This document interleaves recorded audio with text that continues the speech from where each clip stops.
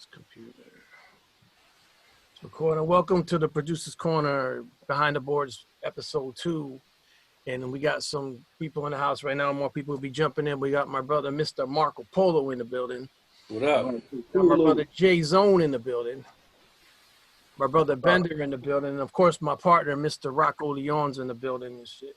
Back every time, folks. Yes, sir.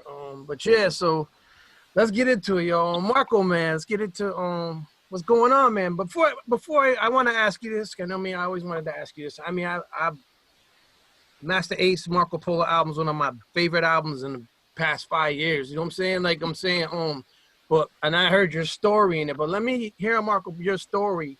Like you said, you moved from Canada to Brooklyn. Let me know your story more that I didn't hear on that album.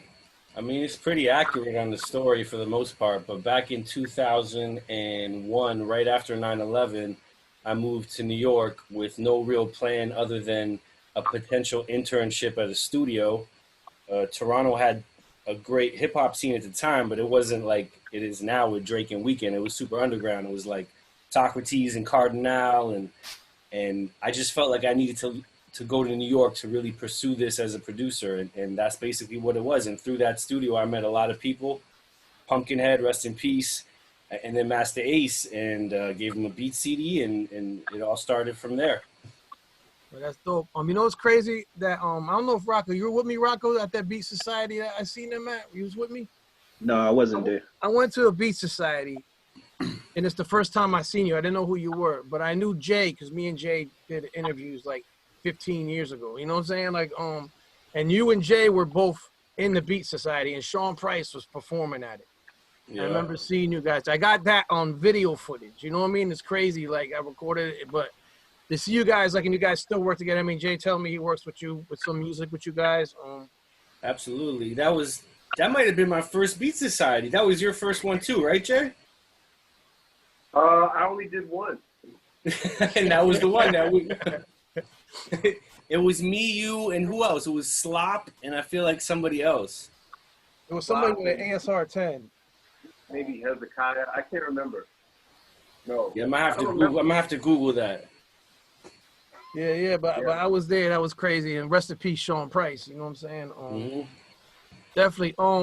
But to moving on, I mean, your Port Authority, all your albums, it's crazy, man. I mean, you're like, to me, one of my favorite producers, and that's real talk. It's not just because you're here in the room. People tell you that's. I always say that. You know what I mean? That. You and Master Ace are working on another project. Yeah, we're working on a new album. Right now, we're just in the phase of basically me making a bunch of beats that motivates him to write a new album. So I got a good start, but I got a ways to go in terms of making more beats because he's super picky, like dumb picky, almost annoying picky. But I love it because because it pushes me to make stuff a little outside the box. I'm kind of known for like stab you in the face, aggressive type beats, and he is the polar opposite of that. So it's a great challenge for me to show that I could also do other things. So, yeah, it's going to happen. As soon as this quarantine's over, we'll probably start recording joints. So let's see what happens. When you guys record, you guys do it together in the studio? Yep, he comes up my annoying 5 flights of stairs every time, and we record all the vocals here. Right. And, yeah, man, that's how it has to be. Like, we're here working on every song, records the vocals, and actually, with these albums, I think it's the first time he actually lets go a little bit of control because I'm very hands-on. Once he does his vocals, I kind of take it from there and get all the mixing ready and do the drops, and then we reconvene. So he has a lot of faith and trust in my process, which makes the whole system work beautifully. Were you an engineer before you were a producer, or were you a producer first?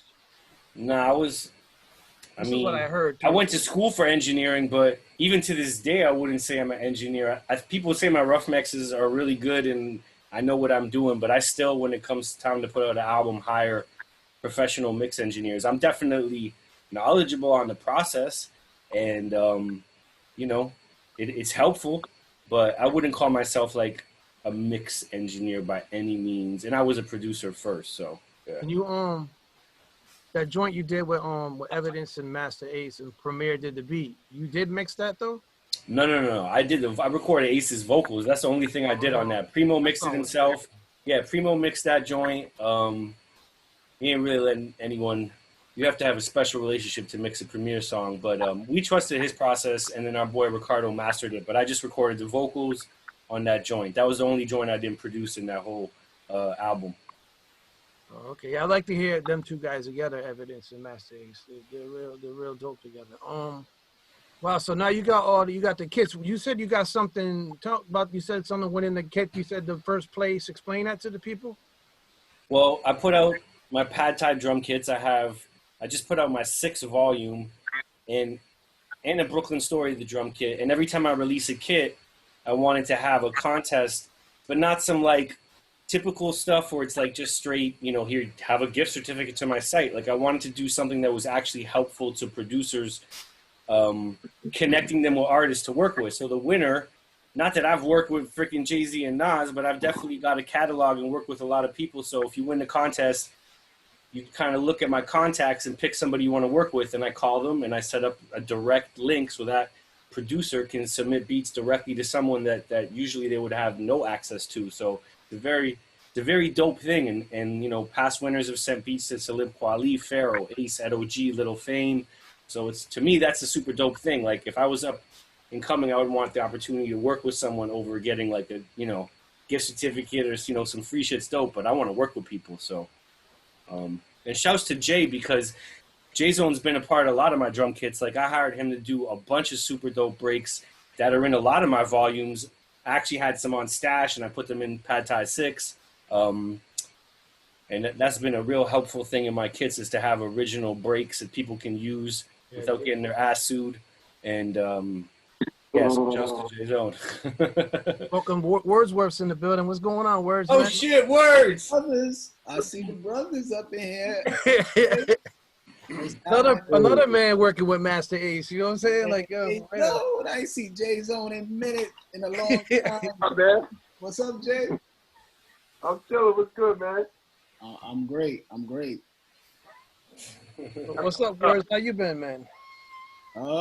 I've been all right, man. I don't got nothing to complain about. I'm good. All right, so Marco, you got any plans on doing any other albums, like when you got everybody, different artists all over it? Or? It's actually the 13th anniversary of Port Authority today, and congratulations, man. Thank you. Yeah, I retired producer albums. It was a pain in the ass, man. I loved every one that I did. And shouts to Wordsworth. He was on the very first one. We had a dope joint called Wrong One. Even Jaysaun's on an interlude on my first album. Yeah. So it's like a family affair right now. But yeah, I had to retire the producer albums. I love doing them, and maybe one day I'll get the itch, but it's hard dealing with like 65 different MCs and artists and organizing, and especially because I don't got a lot of money, and especially now these days I don't even like bugging people if there's no money involved, because people got kids and shit. So unless you're super close, it's kind of difficult. And also when you're younger, you're into chasing people because you're hungry to get on, but now it's not so inspiring chasing people. Like I want to work with people that just want to work. Like I don't want to harass nobody. I don't want to be a bill collector. I literally was a bill collector in my younger years, and I don't want to feel like that in when I'm making music. So for now, the producer albums are on pause. Okay, that's what's up, man. You got any other artists that you're working with besides Master Ace you're playing, or are you just focusing on the Master Ace joint? That is definitely one of my main focuses now, and it's kind of nice, to be honest, instead of like trying to get placements and all that. But I still work with Torre and Pharaoh and a lot of people here and there. I released a joint that I did for this kid named Ito from upstate New York. His album dropped today. I did a joint called Beloved. So I'm here and there, but I'm definitely in right now I'm in drum kit mode and Master Ace beat making mode. That's where it's at right now. We gonna hear an EMC song in there, Words? We had an EMC song on? Yeah. 1, 2, 3. Yeah. That shit was hard. I'm always ready to go in. When coach say go in, I'm ready to go. Coach Doovie. Ready to go, man. I'm always ready to go, man. I'm always ready to go. Well, let me get a pause more to hit on Jay. Jay, what's going on with you right now with this? Let me see that. I don't see it. The DU-Rites. Oh, the DU-Rites, of course, man. That's my group. I thought you held up like an album cover or something. I didn't see it. Yeah. I got the words joint too with you, but yeah. The DU-Rites is some of y'all might know the Tom Tom Club, Genius of Love. Boom, boom, boom, boom, Yeah. you know. Of course. The guitar player for the Tom Tom Club is Pablo Martin, and he was the mastering engineer for all of my albums. The first album I ever put out, my first album was a college project that was never mastered. Keep that quiet. So y'all been buying a record that never got mastered. But that's why you don't have to pay for mastering. But the everything after that he mastered. So I knew him as a mastering engineer, and then I figured out later, like I kind of walked away from the rap shit in like 2008 maybe. And in those years after I walked away from it, you know, like we would keep in touch, and he would give me CDs. I realized he was a guitar player, and then he got a job in Tom Tom Club playing guitar. So I started playing drums just as a hobby in like 2011. And then I started getting real serious with it after about 6 months. I was like crossroads thing, and I was like, what am I going to do with the rest of my life? I knew I wasn't going to be a producer MC anymore. I knew I had just written a book, so my book had come out, but I knew I wasn't going to, what am I going to do, like blog for, you know, write blog articles or try to write another, you know, so it was like, I just said, well, let me get into the drums, but if I was like 35 at the time, so I was like, if I'm going to do this, I better do this. Like, I got to do it like an 8-year-old kid would do it. Like, they would come home from school and play for 4 hours. So I would get all kinds of side jobs that gave me the freedom to practice. So I just was down here doing it like 6 hours a day for like years and didn't even tell nobody I was doing it. And then one day I put it on Facebook, like a status, like, yo, any musicians want to come through my crib and play. Like, I'm playing drums. I want to see where I'm at. I want to see what I can do. I want to play with people. And nobody responded except probably because at the time, most of my friends were like hip-hop people, so they don't play on instruments. But I did have friends that I went to college with, guitar players, keyboard players. He was the only one who responded. The A-Train, I picked him up. He came out here with a guitar and a bass. And we sat down. He's like, yo, you've been playing for like a year, 2 years. Like, yo, you got, like, let's just make music and see what happens. So we started jamming and making stuff. Like, I would play drums and he would play everything else. And we started putting stuff together. Then I started brushing up on my keyboards and like my, because I used to play bass when I was a kid, and I have like vintage organ in here. I have all these keys, but then I really learned the theory part. And I learned how to compose just by being around him and just doing that all the time. And then by accident, we created an album, like with 2 of us playing all the instruments, like a Steely Dan thing, you know what I'm saying? But it was like, it was a studio project. And then we just released an album, like, all right, whatever. Because at that time, I had stopped releasing rap records and I wasn't doing anything. And then we put that out, and the response was cool. And before we know it, now we're working on our 5th album. And in between there, like, we started playing live. Nice. Play live. So we started doing shows, and we did a remix for a Ghostface song. We did a joint for Bobito's movie, Rock Rebel 45. We did the theme song, and it's got Eddie Palmieri, Robert Glasper, Rob Swift is doing the cut, Rhea Ramos, DJ Drez playing percussion, and to be on a lineup like that for us. So, you know, with those credits under our belt, you know, it's been great. So we were working on our 5th album. We got Danger Mouse supporting us with the Spotify stuff. Oh, that's dope.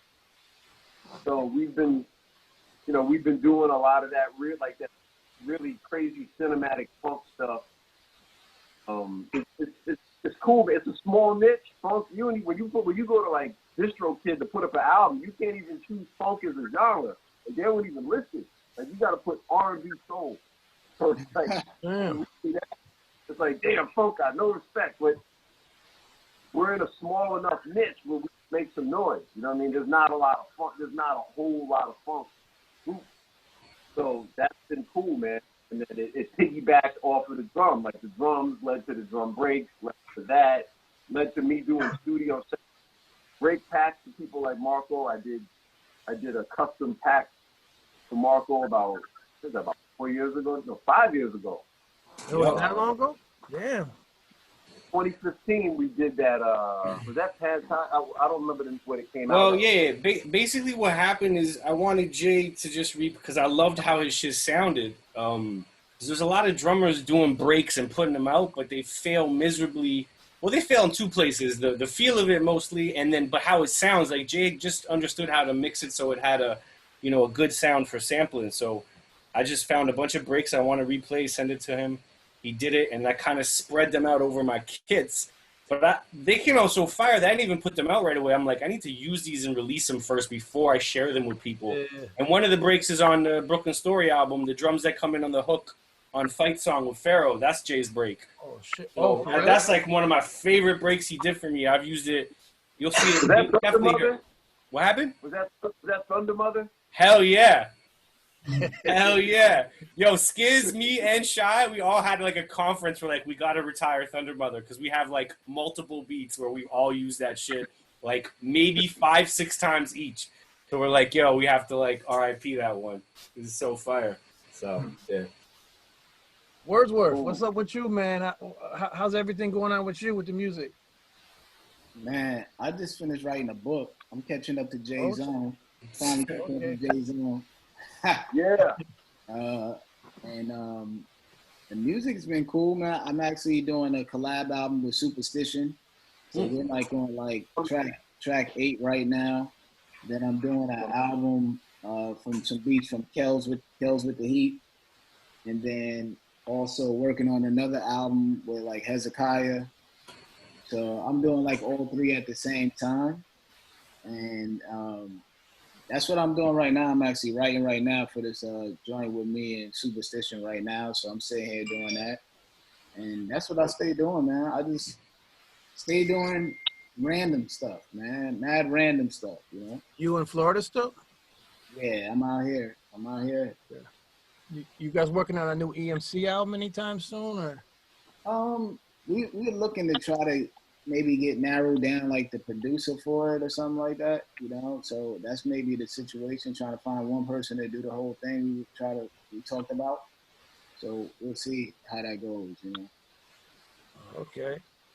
That's definitely, yeah, because I remember you was on, I remember the Port Authority, and it's crazy. Yeah. You guys can't go out and do anything about it. You couldn't have like an anniversary party or nothing. You can't even leave your house. You know what I'm saying? It's crazy right now.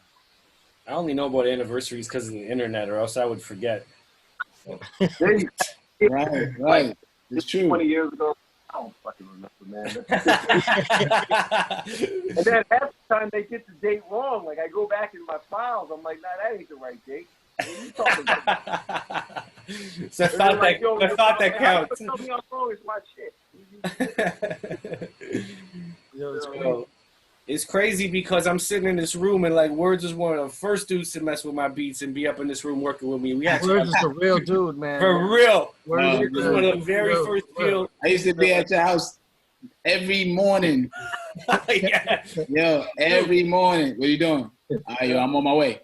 What are you doing? I'm on my way. That's right, you guys were both in Brooklyn. That's right. Yeah, all right. Yeah. Yep. I put out a 12-inch with join me in Words called My Rights. That goes before even Port Authority. Like crazy. And then Jaysaun did my second single ever. Yep, I got that shit. I remember. I think you or Jay gave it to me. I forgot when you guys gave it to me. Yeah, so that worked out. And then yeah, man, so dudes is always still connected in some shape, form, or fashion. It's just dope seeing everybody get older and evolving. You know what I'm saying? So that's what's been real dope about it. Oh shit, Jaysaun in the building and shit. Special teams and shit. Jaysaun, what up, man? And he's connecting. You gotta give him. Oh, where's Jaysaun? That's him right there in the corner. Oh, what up? Now it's like turning into the Port Authority anniversary Zoom. This is just crazy. What up, Marco? Jay, what up, man? What's the deal, fellas? Motherfucking Jaysaun, my brother. I can't see you, but I can hear you. You can't see me? I can see you now. Okay. What's going on with y'all, man? Chilling. What up, Jaysaun? What's up? What's good? Chilling, man. What's good with y'all? I like that shirt. That's old school. I like that shirt. Yeah, that's the 70s, man. That's gangster. That's Well, gangster. we seen you just jumped in right before I was gonna jump back to Marco. What you doing now with music right now, Jay? I know you got something boiling up. I mean, I just started working on a new project, but I just started talking to Crum. I think me and Crum are gonna do an album. Oh, for real? I was trying to get him to come in here, but he be forgetting. You know what I'm saying? Like, yo, but he told me he was gonna do it. Man, he's the worst. Pretty bad, but he's the worst. But yeah, I think me and Crum. I just talked to him not too long ago about me and him doing a project, and I'm starting a new album right now for myself, and just I was trying to transition it and manage some new up and coming cats that I got, man. But they're all on drugs. Everybody's fucked up. It's like it's hard, man. I can't put money behind these kids. These kids with the Percocet and heroin epidemic shit is like fucked up, man. Damn. I got a kid right now who's nasty, man. The kid is nasty. The kid Knox Beats, who used to be Joyner Lucas's engineer, used to work at my studio for years. And this kid was like his protege. His name is actually Protege, and he's like the Justin Bieber of hip hop, man. He's nasty. He can sing. He makes a lot of crossover hot shit, but they're all fucked up on drugs, man. It's hard to deal with it. Damn, that's crazy. Yo, is there gonna be another Special Teamz joint or? It's going to be another Special Teamz album, but it's going to be very surprising when we tell you when you see what it is. Like, we're not ready to say yet, but it's I just talked. I was with Ed yesterday actually, and we started finalizing what we was doing. But there's been a whole host of shit going on with that I'll choose to talk to y'all not on a public forum. Yeah. I believe there's definitely going to be a Special Teamz album, but it's going to be surprising to y'all and everybody actually. See, Slane doing a lot of big things with the acting and all that stuff too, man. Like, yeah. He gets around for sure. Definitely, damn. It's crazy to see y'all brothers. Y'all came in and this is dope, man. This is actually our second episode, and I wanted to bring y'all together. And I made sure that y'all kind of, because I had other people, but I want to make sure y'all knew each other. You know what I mean? So I'm not just throwing y'all. They're like, who's this? You know what I'm saying? Like, but yeah, I'm like overwhelmed right now. This is dope. Marco, I wanted to always ask you this question. I mean, I know you probably get asked this question all the time, but who's your top 5 favorite producers in hip hop and shit? You don't gotta tell me your order. You just tell me, It's always changing. I feel like it's always changing. But if we're gonna go with the usual suspects, DJ Premier, Q-Tip, the RZA, J Dilla, and Pete Rock.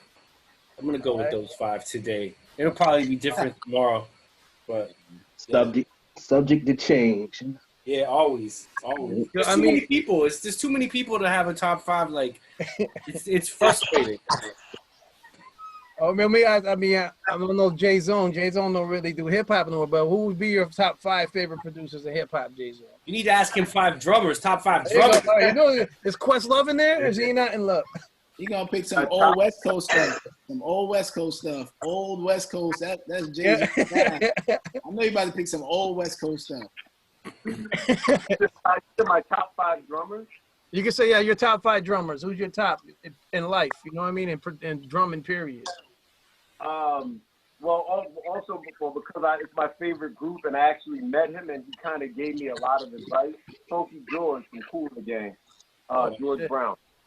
So, NT, Give It Up, Chocolate Buttermilk, you know what time it is. Soul Vibrations, you know what it is.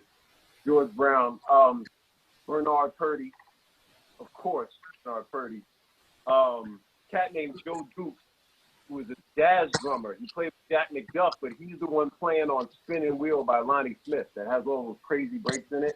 Damn. He's like a Buddy Rich technical skill, but he's got funk to him. I would say, damn, man, that's hard.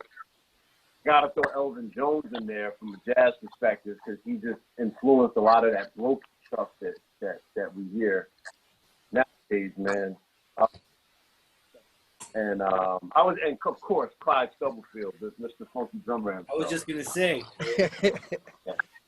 What do we think to words? Who's that's to go to rapper mode? Who's your top 5 favorite rappers? Man? I mean, I'm just trying to, you know what I'm saying? Like your top 5. I mean, right now. You're oh, there you go, yeah. Top 5 right now? A period through your life, who your 5 inspirational rappers that inspire Wordsworth. I gotta say G-Rap. I would say I would say G-Rap. I would say Jay-Z. I would probably say, man, those dudes right there really what I would listen. I listen to G-Rap more than a lot of people. Like I like Nas, you know, so kind of like storytelling aspect, evolved that. Man, I don't know, man. Like you look at that top five, man. I don't know, man. That top five is kind of hard because for me, it kind of changes a little bit here and there depending on the situation, you know. Depends on the, yeah, when I look at what influenced me coming up, Yeah. those were kind of the people that influenced me because G-Rap with the street tales and the internal rhyme schemes, then you know, like Jay-Z being able to be real flexible with understanding how to talk. KRS-One, understanding KRS-One's delivery and being able to actually tell you that he's doing a different style and show you different styles and stuff. I think him with the versatility, but you know, it varies, man, because as time went on, all these new other artists, it just changed for me, you know what I'm saying? So I don't know, man. So all the guys that's from Brooklyn, right? What's your top 5 Brooklyn rappers? Brooklyn MCs. Oh yeah, you know, you gotta have Big Daddy Kane in there. Yeah. You gotta have Jay in there, of course. I put Mos Def in there. Yeah. I put Sean Price in there for me. And Yeah, Sean P. Good. Absolutely. I gotta go with Ace. Ace has had Ace is dope. Ace is his career has outlasted a lot of people. You know what I'm saying? Oh my God, it's so true. He rhymes like he's 18 again, still too, and shit. It's like Well, you know what I realized and learned from Ace is really, you know, that production is gonna always help. So like him being with a Marco doing, he always picks that right production that's gonna match what he's doing to sustain the career. So that's very key. You know what I'm saying? Well, thank you, Words. So it's always like that. Like you got to be aware of that type of thing. You know what I'm saying? So, Yeah, I would say Ace is a lot different. The Ace is a lot different than what you necessarily would believe. Like if you don't know Ace, you know what I'm saying? Like, you done? Well, I don't want to interrupt you, Words. You done? Well, I'm not sure if I had 4. Did I say 4? I said Kane. You said Ace, Kane, Jay-Z. I said Sean Price. So you didn't. He said Mos Def. I love Sean Price though. I love Sean Price. He's dope. Mos Def is dope too. Who else? You said Jay-Z, Kane, Master Ace, Biggie. Oh shit! Yeah, Biggie. I love Biggie, man. I love Biggie too, but I don't know, man. That's they all something different for me, man. You know? And who from your borough that you haven't worked with, you would like to work with? From my borough that I Sure, you worked with a lot of guys, but I don't know, man. I would have to go with like a Jay-Z or something like that. Like I gotta go with somebody and something that's gonna make me push the pen. Like that's really it for me. I like to go, if I'm gonna do something like that, I'm gonna go for the pinnacle. I ain't gonna do, you know, that's about it right there for me. Somebody's gonna make me push the pen. Like that's how I look at it. right. How about female artists? Who would y'all like to work with? MC Light's my favorite female rapper and shit. I'm Lauryn Hill. I'm Lauryn Hill with the favorite. Lauryn Hill too, and I'll probably agree. But also Lady Leisha from the UK is one of my favorite female rappers ever too. Yo, Jay. Go. What's your top 5, man? I know you got it. Top 5 rappers, period. Yeah. I mean, G-Rap, the most influential to me was G-Rap. I would try to, if you know how you, to me, like how you develop your style is like, no young nigga in hip hop who's a fan, like just makes his own style. To me, that's bullshit. You take pieces of everybody that you think is hot, and that's how you develop it. And the most influential with me was definitely G-Rap. And I mean, G-Rap was just way ahead of his time, man. You know what I mean? He was like my idol. He was like my favorite. You know what I mean? I finally did do a record with him as a guest, but he to me, like at that time, G-Rap was like light years ahead of everybody. To me, Live and Let Die was so crazy of a time and shit. Yeah, I mean, from Talk Like Sex was like that, Yeah. and the Joint Blues, not Ill Street Blues, the Streets of New York. Like I can remember playing Streets of New York. I was probably in, I don't know, maybe middle school. You know what I mean? And playing Streets of New York on my double cassette deck radio that I got. And like to me, G-Rap was the most influential. You know what I'm saying? But there's a lot of dudes I like. Like I like Jagger. I like Biggie for sure. I think Pac was dope at making songs. Brooklyn dudes like Sean. Me and Sean were like really good friends, man. Like Sean and I met on tour, and like Sean P had we just had like a different type bond, and I respect. Like he was playing me songs. He was playing me the shit he did with Fame like 3 years before he died. You know what I'm saying? He was playing me all kinds of joints back then, and I don't know. There's a lot of dudes that are not. It's hard for me to decide like who's the nicest, but I mean, I respect a lot. I respect a lot of dudes. To me, the livest MC in rock and crowd period is KRS-One. Yes. Like I've seen KRS-One.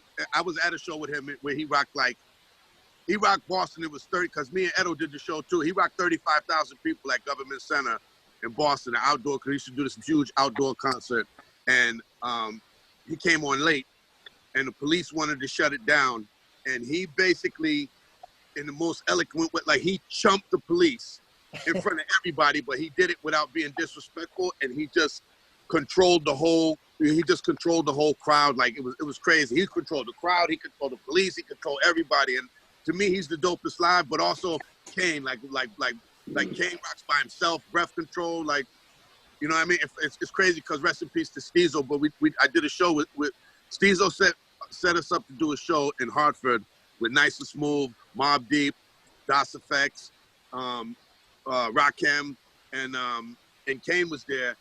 And Kane was like not only was he rocking the spot by himself, but he was dancing and jumping off Scoob and Scrap like that kind of breath control. And like Kane is disgusting live too. You know what I mean? But I mean, if I had to just name one rapper that like the livest rapper to rock a spot, to me is like KRS-One. He's not necessarily the most lyrical. Yeah. You know what I mean? Or his rhyme scheme's not the illest, but he's the illest. And he's got a crazy catalog too and shit. Yeah, his catalog's crazy, man. And he can rock any kind of spot. Like some dudes, you can't sit him in front of an all-white college or a all-female spot. And like you could sit him anywhere and he could just rock the spot. So I would say Kane in that. I mean, not Kane, KRS in that spot. But I like Kane a lot too. I have a lot of respect for Ace too. You know what I mean?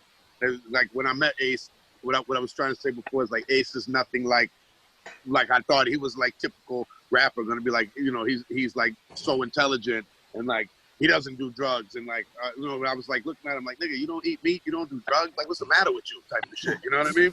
And he and I, it was a lot of tension between Boston and New York. Boston and New York always have a lot of like little bit of tension. And we first went on that tour and it was a long tour. It was like maybe like 8 weeks. 8 weeks in Europe is a lot to be just us. And it was us and Strick. And then when we got on the bus, and when we first got on the bus, Boston sat completely separate from New York and we didn't speak. And there was that tension there.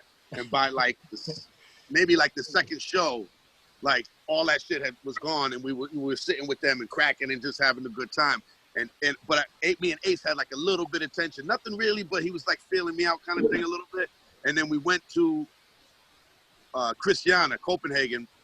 You guys been there, and on the venue chalkboard when we walked in, it said Master Ace, and then it said Ill Bill above him and this and that and something else. And I walked in there and I erased Ill Bill's name. I didn't know Bill at that time, but I erased Ill Bill's name. And I put Ace on top. I put Ace on top of it. You know what I mean? Like Ace is a legend. You're not gonna have Bill's name above Ace. So like I erased that. And that night we all freestyled, and that was the first time we had that part of the show where we was all on stage freestyling. And me and Ace went back and forth. And later on that night, Ace knocked on my door, and he gave me one of them long hot summer T-shirts. And that was like, I'm like. That to me, that was like an icebreaker. I was like, all right, we're good now. Like he likes me.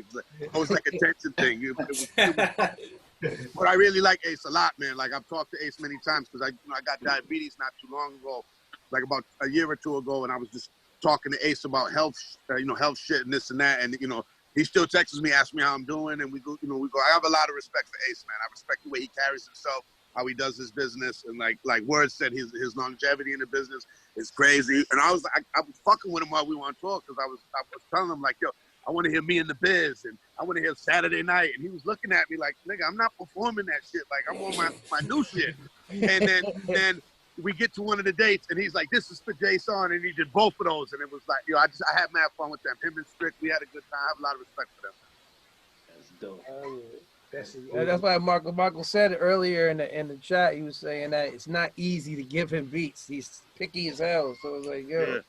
Well, the one thing I was going to say, if I could just add one more thing. Like, I don't know what you guys talked about for producers, but when you told me, like, Marco was going to be on here, like, the one thing that I like about Marco is that his production is, like, I respect dudes who make beats where the drums are heavy and the bass lines are heavy, and Marco's heavy on both. Like, I don't like dudes who have beats where the bass lines are weak or the drums aren't heavy. Like, if Marco, the one thing about Marco, he has, like, that old soul, like, his kind of like, he has that Pete Rock shit where the beats bang and the bass lines are heavy. Like, that is just like, that's what, as Word said, that's what makes the pen move for me.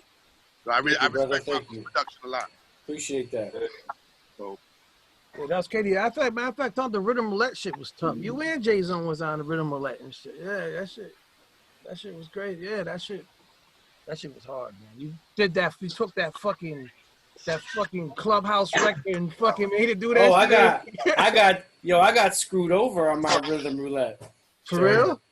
Yeah, I'm just saying from the records I picked. Yeah, you had some shit ass records, but you said it in the spot. You said everything is everything. So like, I took 3 12-inches. Like there was just 6 songs. There was no LPs, and it was terrible. So I don't remember what Jay picked. You had LPs, Jay, in your episode?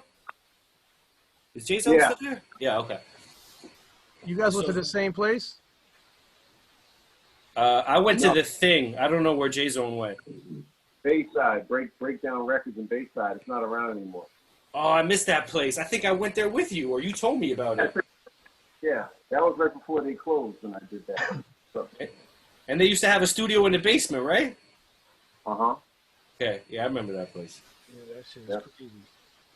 What did you guys talk about kind of before I got here? Like, we could discuss some production?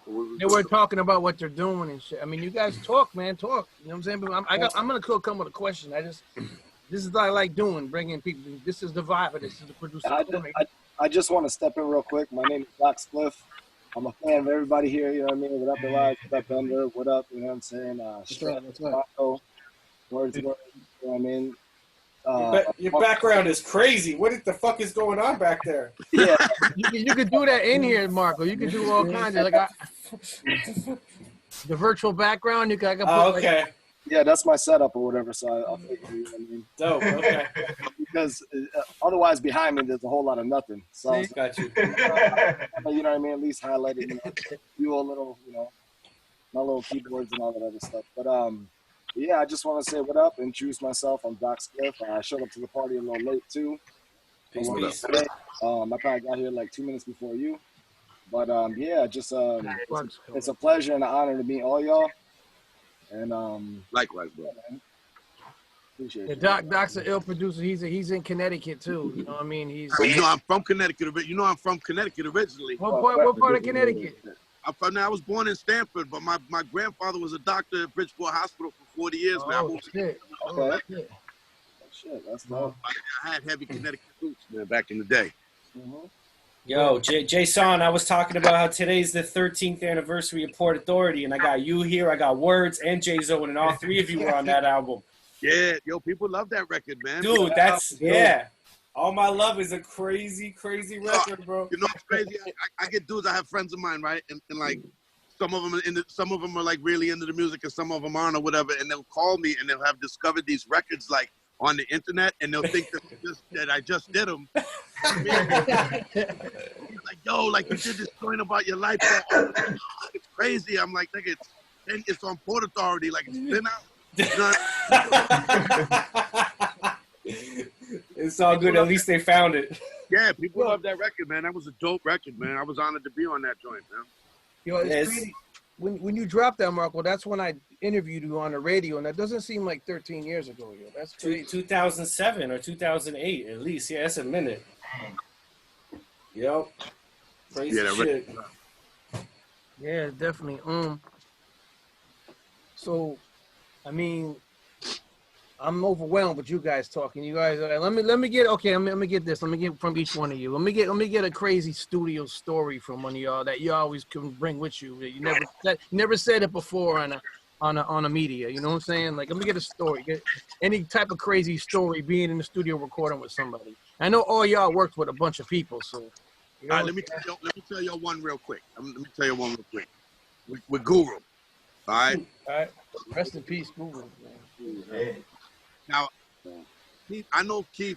I'm gonna try to make it as quick as I can, but I know Keith for mad years before Gangstar, as you guys know, it was formed. Gangstar was in Boston. I know the original members of Gangstar way before Waxmaster C, who's now Premier, was even part of the group. So, Guru comes to Boston for Suge's. Suge's father died, so he came up for the funeral.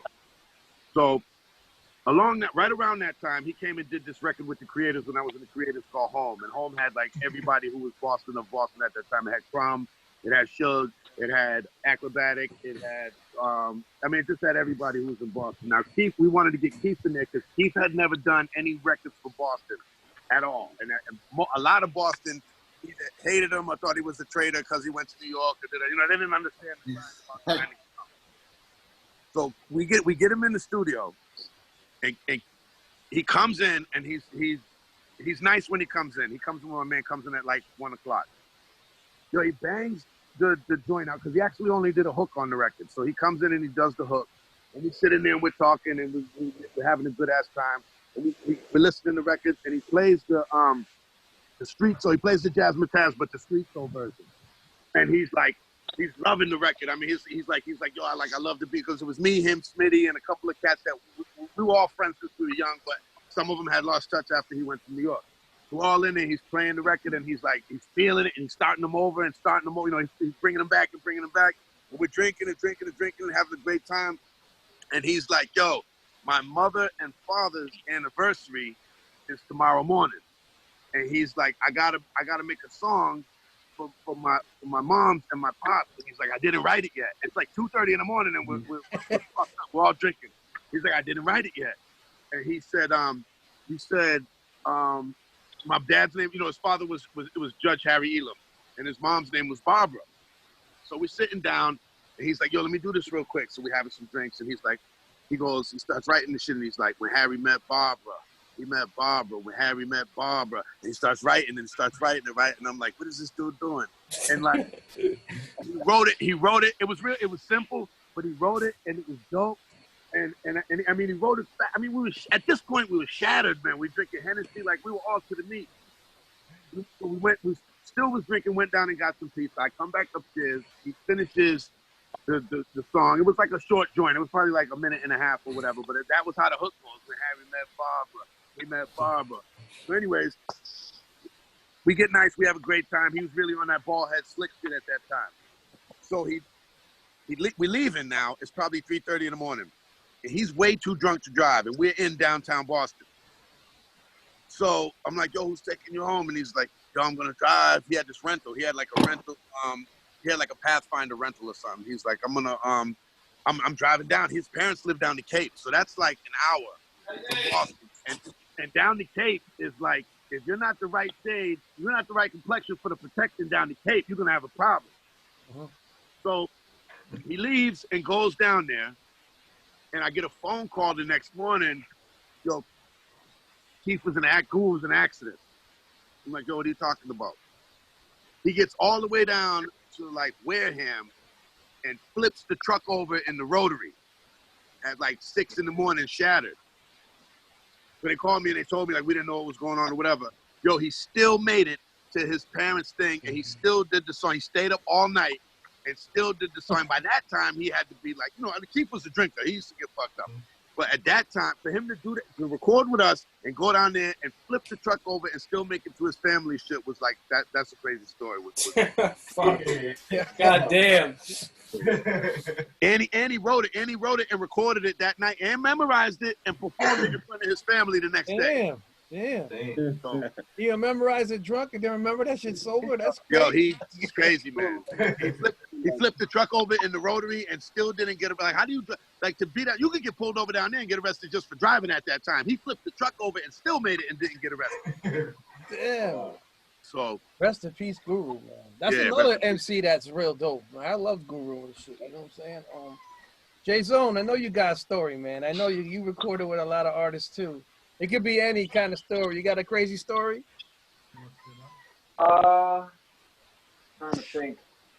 The craziest was probably I was still in high school, and my mentor was Vance Wright, who was Slick Rick's DJ.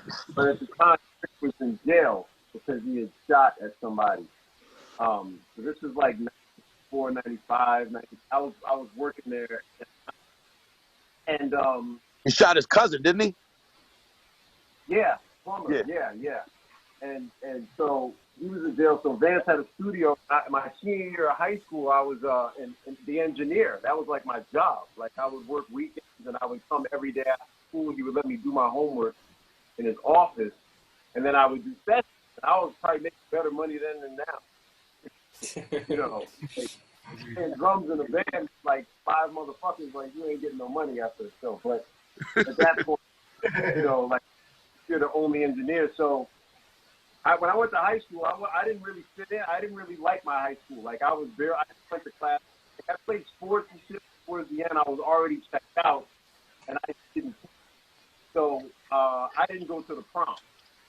And instead of going to the prom, you know, like it was prom night, and I just said I need something to do, and then they called me up like, "Yo, Grand Pooba's doing a remix to a little of this, a little of that," and I was like, "Okay." So Stud Doogie, who was the DJ, he's like, "Stud wants to cut a remix," and I go down there, and we wait like 4 hours. Me, Ron, Stud in the studio, no Pooba, like he never shut up, and we just sat, me and Stud just sat there playing beat tapes like all night and playing shit on the SD400, like trading discs. And that was my prom night. Like me and Stud Doogie playing beats in a basement. Like, and Grand Pooba he still never showed up. He probably. So that I would say that was before I even met Jaysaun. That I was still in high school. You know, like I had no record. It was like '95, so I was still a kid. But that always stuck out. That I didn't go to my prom, and I did that instead. So I thought that was pretty cool. But yeah, some hip hop shit right there. That's a dope story. You got one, Marco? I got a few. More like a time period. Well, first off, the craziest thing that ever happened is Sean Price showed up to my crib holding a bag of fish. That's just Sean shit. He came to do a verse. He's like, "Yo, put this in the freezer." I'm like, "All right." It's my dinner. So that I had to mention that real quick. Rest in peace, Sean. But when I first started working at the cutting room, and Jaysaun will probably laugh from this, is that I was an intern at the cutting room, and the first client, this is my introduction to the music industry in New York, is fucking Benzino, 3 months blocking the studio out both rooms. When he was still owner in the Source with Dave Mays. Yeah. In that 3 months, it made me a fucking man. Like I became a man. The shit that I saw take place in those studio walls, like dudes would be tracking vocals and you would hear somebody getting a haircut in the same room. Like he would have the barber come in and everyone's getting fades while the vocals were like, "What the fuck is that buzzing?" Like literally people getting haircuts while dudes are tracking vocals. I saw Swizz Beatz come in and play beats off a CD, and Benzino give him like $25K in cash on the spot. Like, I could write a book about those 3 months. Like, they were insane. He had, in the back room, he had Chris Rivers, who I laugh about it today because he's older now, but he was doing joints with Benzino's son. And they had Chucky Thompson producing a whole album, like trying to get them blow up on some kid shit. Like, It was insane. And then Benzino at that time was definitely an eccentric character, so he was very moody is the word I'm going to use. So he would have his good and his bad days, and everybody that worked in that studio was always doing something for that crew at all times. Like, you were not sitting still. Like, someone was running and getting this. You know, Benzino would have a bad day, throw his cell phone against the wall, it would shatter, and he'd be like, yo, I need the contact, someone go get it fixed. Like, it was fucking insanity. It was insanity. Yeah, because all that money, you know, that was free money for them. You know what I'm saying? He didn't hustle none of that money. That money, Benzino extorted his way into that deal. How that deal happened was Dave Mays was a college kid at Harvard, and they were doing a radio show at the school. And what happened was Dave had this idea for the Source, this 2-3 page joint, and Dog had the connections. You know what I'm saying? I still call him Ray Dog because that's who he was to me. But Ray Dog. Yeah, he was Ray Dog. Yeah. But Ray was never really like he was always like the business guy. He was never like the MC behind the shit. But what he saw opportunity because Jeff 2 Times, who used to be Jeff, who's RSO's DJ, was DJing the show. Oh my God, yep. Kind of what happened was, you know, when you know, you gotta understand, like, this whole underworld shit in Boston was all like connected. So it's like Ray could do it. Ray could send dudes at you and then pretend like he's protecting you at the same time. Like, you know, that's how we did it in the streets, kind of. And he kind of just muscled his way in there because Dave didn't have no muscle, and he muscled his way in the owning part of that Source. He didn't have no dough in it like that, and that's why some of these stories, like what Marco's talking about, like you're renting the cutting room out and you got it locked in like that because you're not really spending. Yo, and this is when, like, Cutting Room was next door to Raucous Records, and Raucous Records in their heyday was using the Cutting Room. This is when, like, Studio A with the SSL was like $200 an hour. The engineer was separate. The engineer was $80 an hour. That's one. Yeah. Studio B, $120 an hour. Engineer. We're talking about blockouts of 14 hours a day, 3 months straight. Like, this is serious money. Every time you ask for something, you rent a mic. Oh, I want a special mic. Okay, we get the rental spots. Like, the money that was being spent that I was witnessing during this time was at the highest fuckery level I've ever witnessed in my life. Well, that's why the shit went out. That's why it went out of business, because the niggas was just spending, you know, crazy. All that beef, you gotta understand the Source, how Made Men and the RSO and them were getting, like, the features and the shit that they were doing was they were giving people advertisement in the Source. So they say, Marco, do 10 beats and we'll give you a half page. That kind of shit. And what happened was, like, the reason that Eminem beef was because Eminem wouldn't do a verse.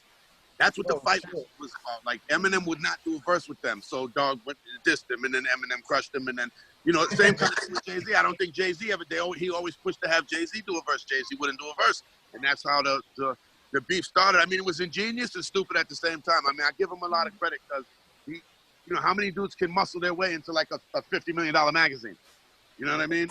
But at the same time, the fuckery, like shit you're discussing, is what blew it up.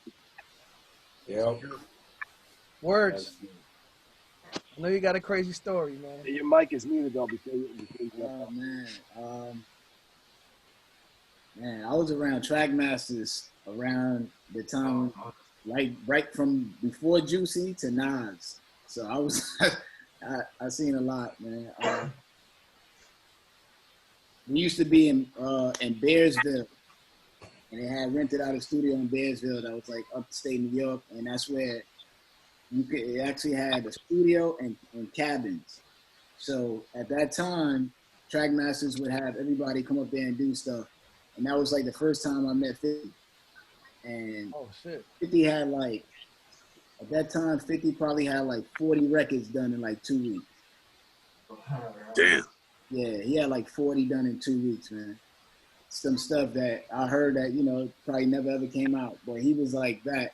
Nori and them would come up, and Bearsville, the studio was so big, behind the glass where you vocal at, there's a basketball court. So you can play like half court inside there too. But it was just one of those places that everybody would drive up there because of the whole fact that you had the cabin to spend the night, and everybody was just doing their thing. But that was kind of like kind of like the craziest thing for me because I'm up there, you know, watching, you know, wanting to write records and you want to write songs. And I'm like, damn, this guy got 40 joints. Like, you know what I'm saying? 2 weeks. It makes you think about what's your approach like? How am I approaching this thing? You know what I'm saying? So I was able to witness that aspect of it. I was able to be around for a lot of the songs that they did. Like I heard Juicy before it even came out. Like just hearing a lot of stuff, you know. So that was. But didn't Pete Rock do Juicy? No, Poke programmed it. They, you know, Poke made it, and I remember him playing me Juicy. Trackmaster used to have an office in the village, right across the street from Cutting Room. It was right on the corner. And they played it to me in the office. It was like, yeah, check this out. And I heard it, and I was like, it's kind of crazy right here. Just off the basis of the Juicy beat, I thought it was crazy. You know what I'm saying? Yeah. But I really thought Biggie was dope because of Party and Bullshit, and then also him rhyming on Heavy D album. So that's how I knew he was going to be next, because people was like, you got to hear him on the Heavy D album. You know what I'm saying? Like, what was it? What's the line he said? Like you spit on my mom, something like that. Something like, I bring drum like you spit on my mom. Yeah. Animalistic, like, yeah. So I remember people like through the industry was like, yo, this dude said he brings drum like you spit on your mom. You know what drama that is? That's how hype people was saying about him. You know what I'm saying? I was like, all right, so I guess this guy, you know, I got to see a lot of the progression being around Trackmasters and stuff. I seen Nas write stuff in the studio, and I remember me and Punch wrote a song for Joe Pesci, with Joe Pesci. Wow. Yeah, we wrote a song called Wise Guy. He had a video for it and everything.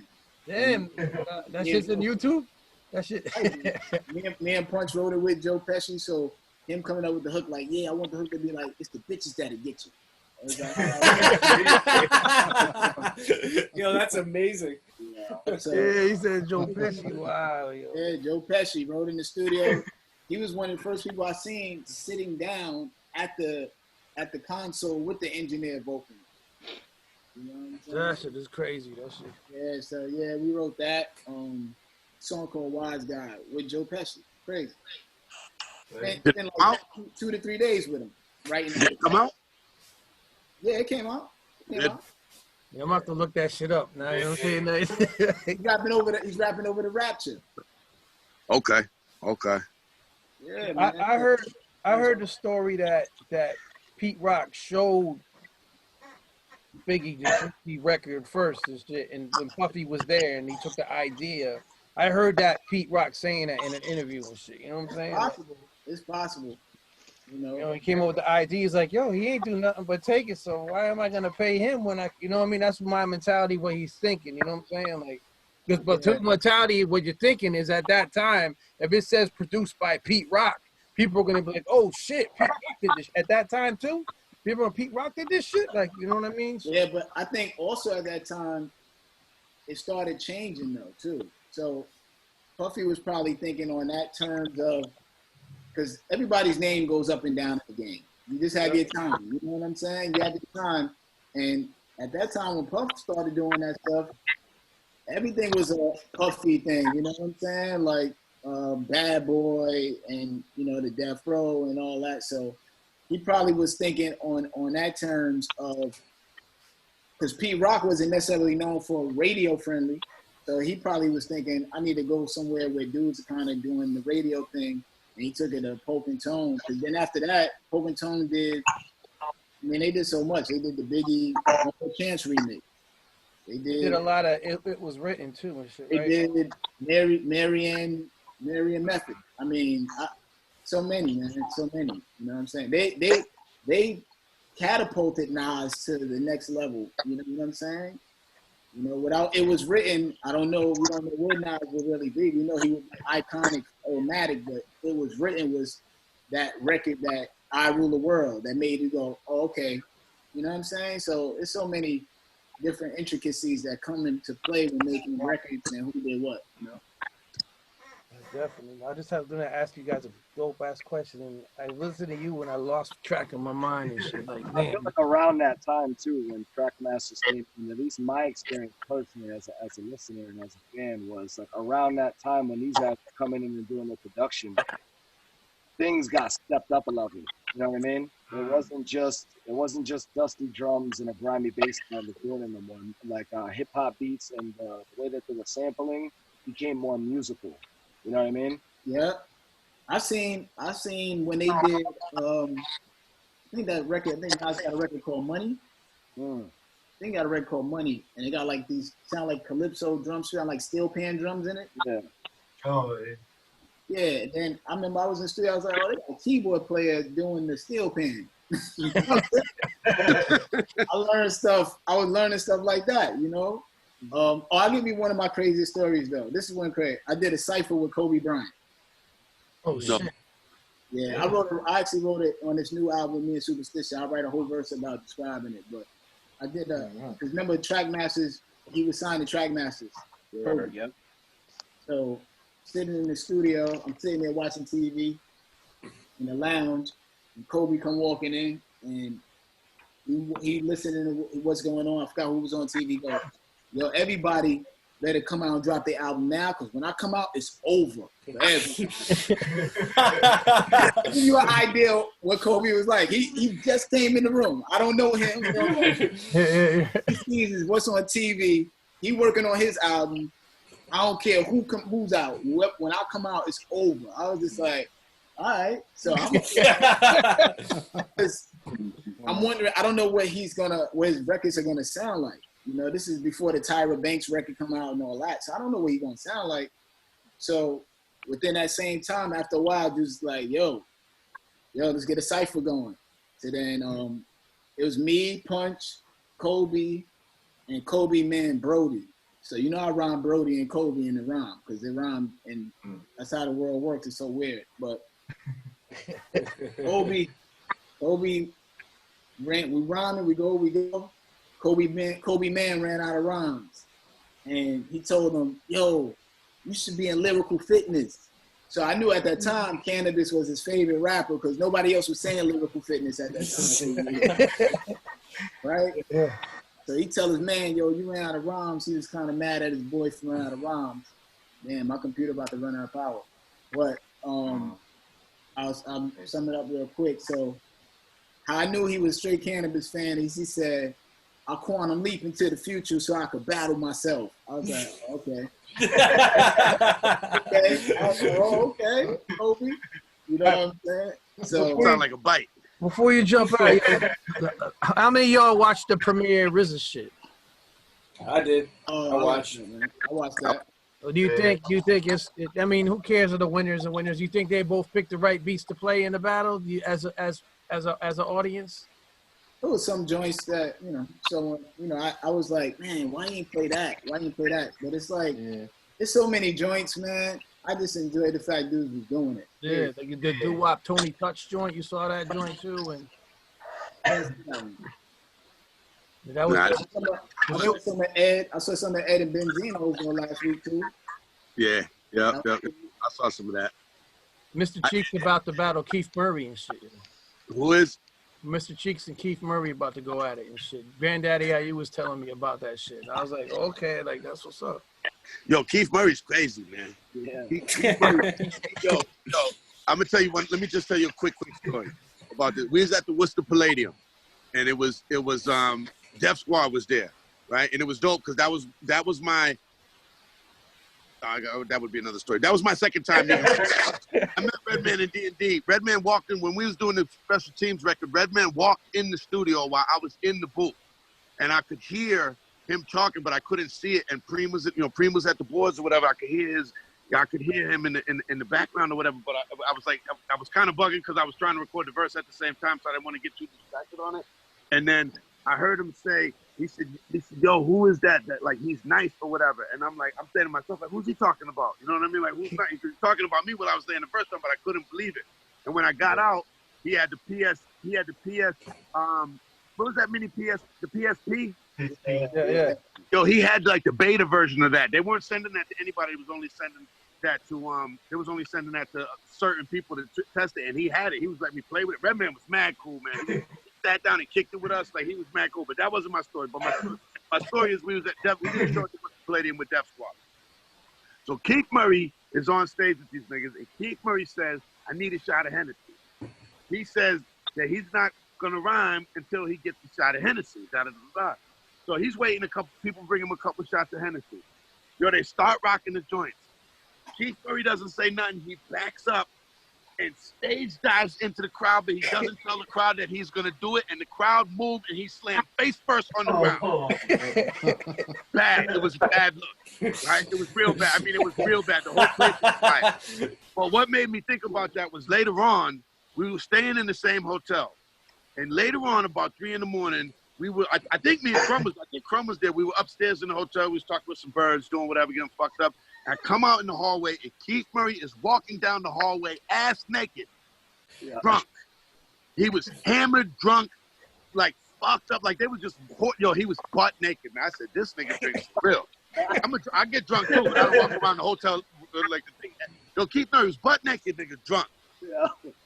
Crazy motherfucker, man. I'm out, y'all. Y'all be safe, man. Words, I love you, man. Stay in contact, brother, man. Stay in contact. Yeah, y'all, man. The one thing about this pandemic, man. The one thing about this pandemic, it got people uniting and catching up. I've been catching up with people for years, man. With this, man. So, yeah, be safe, Words, man. Peace, Words. Y'all be brother.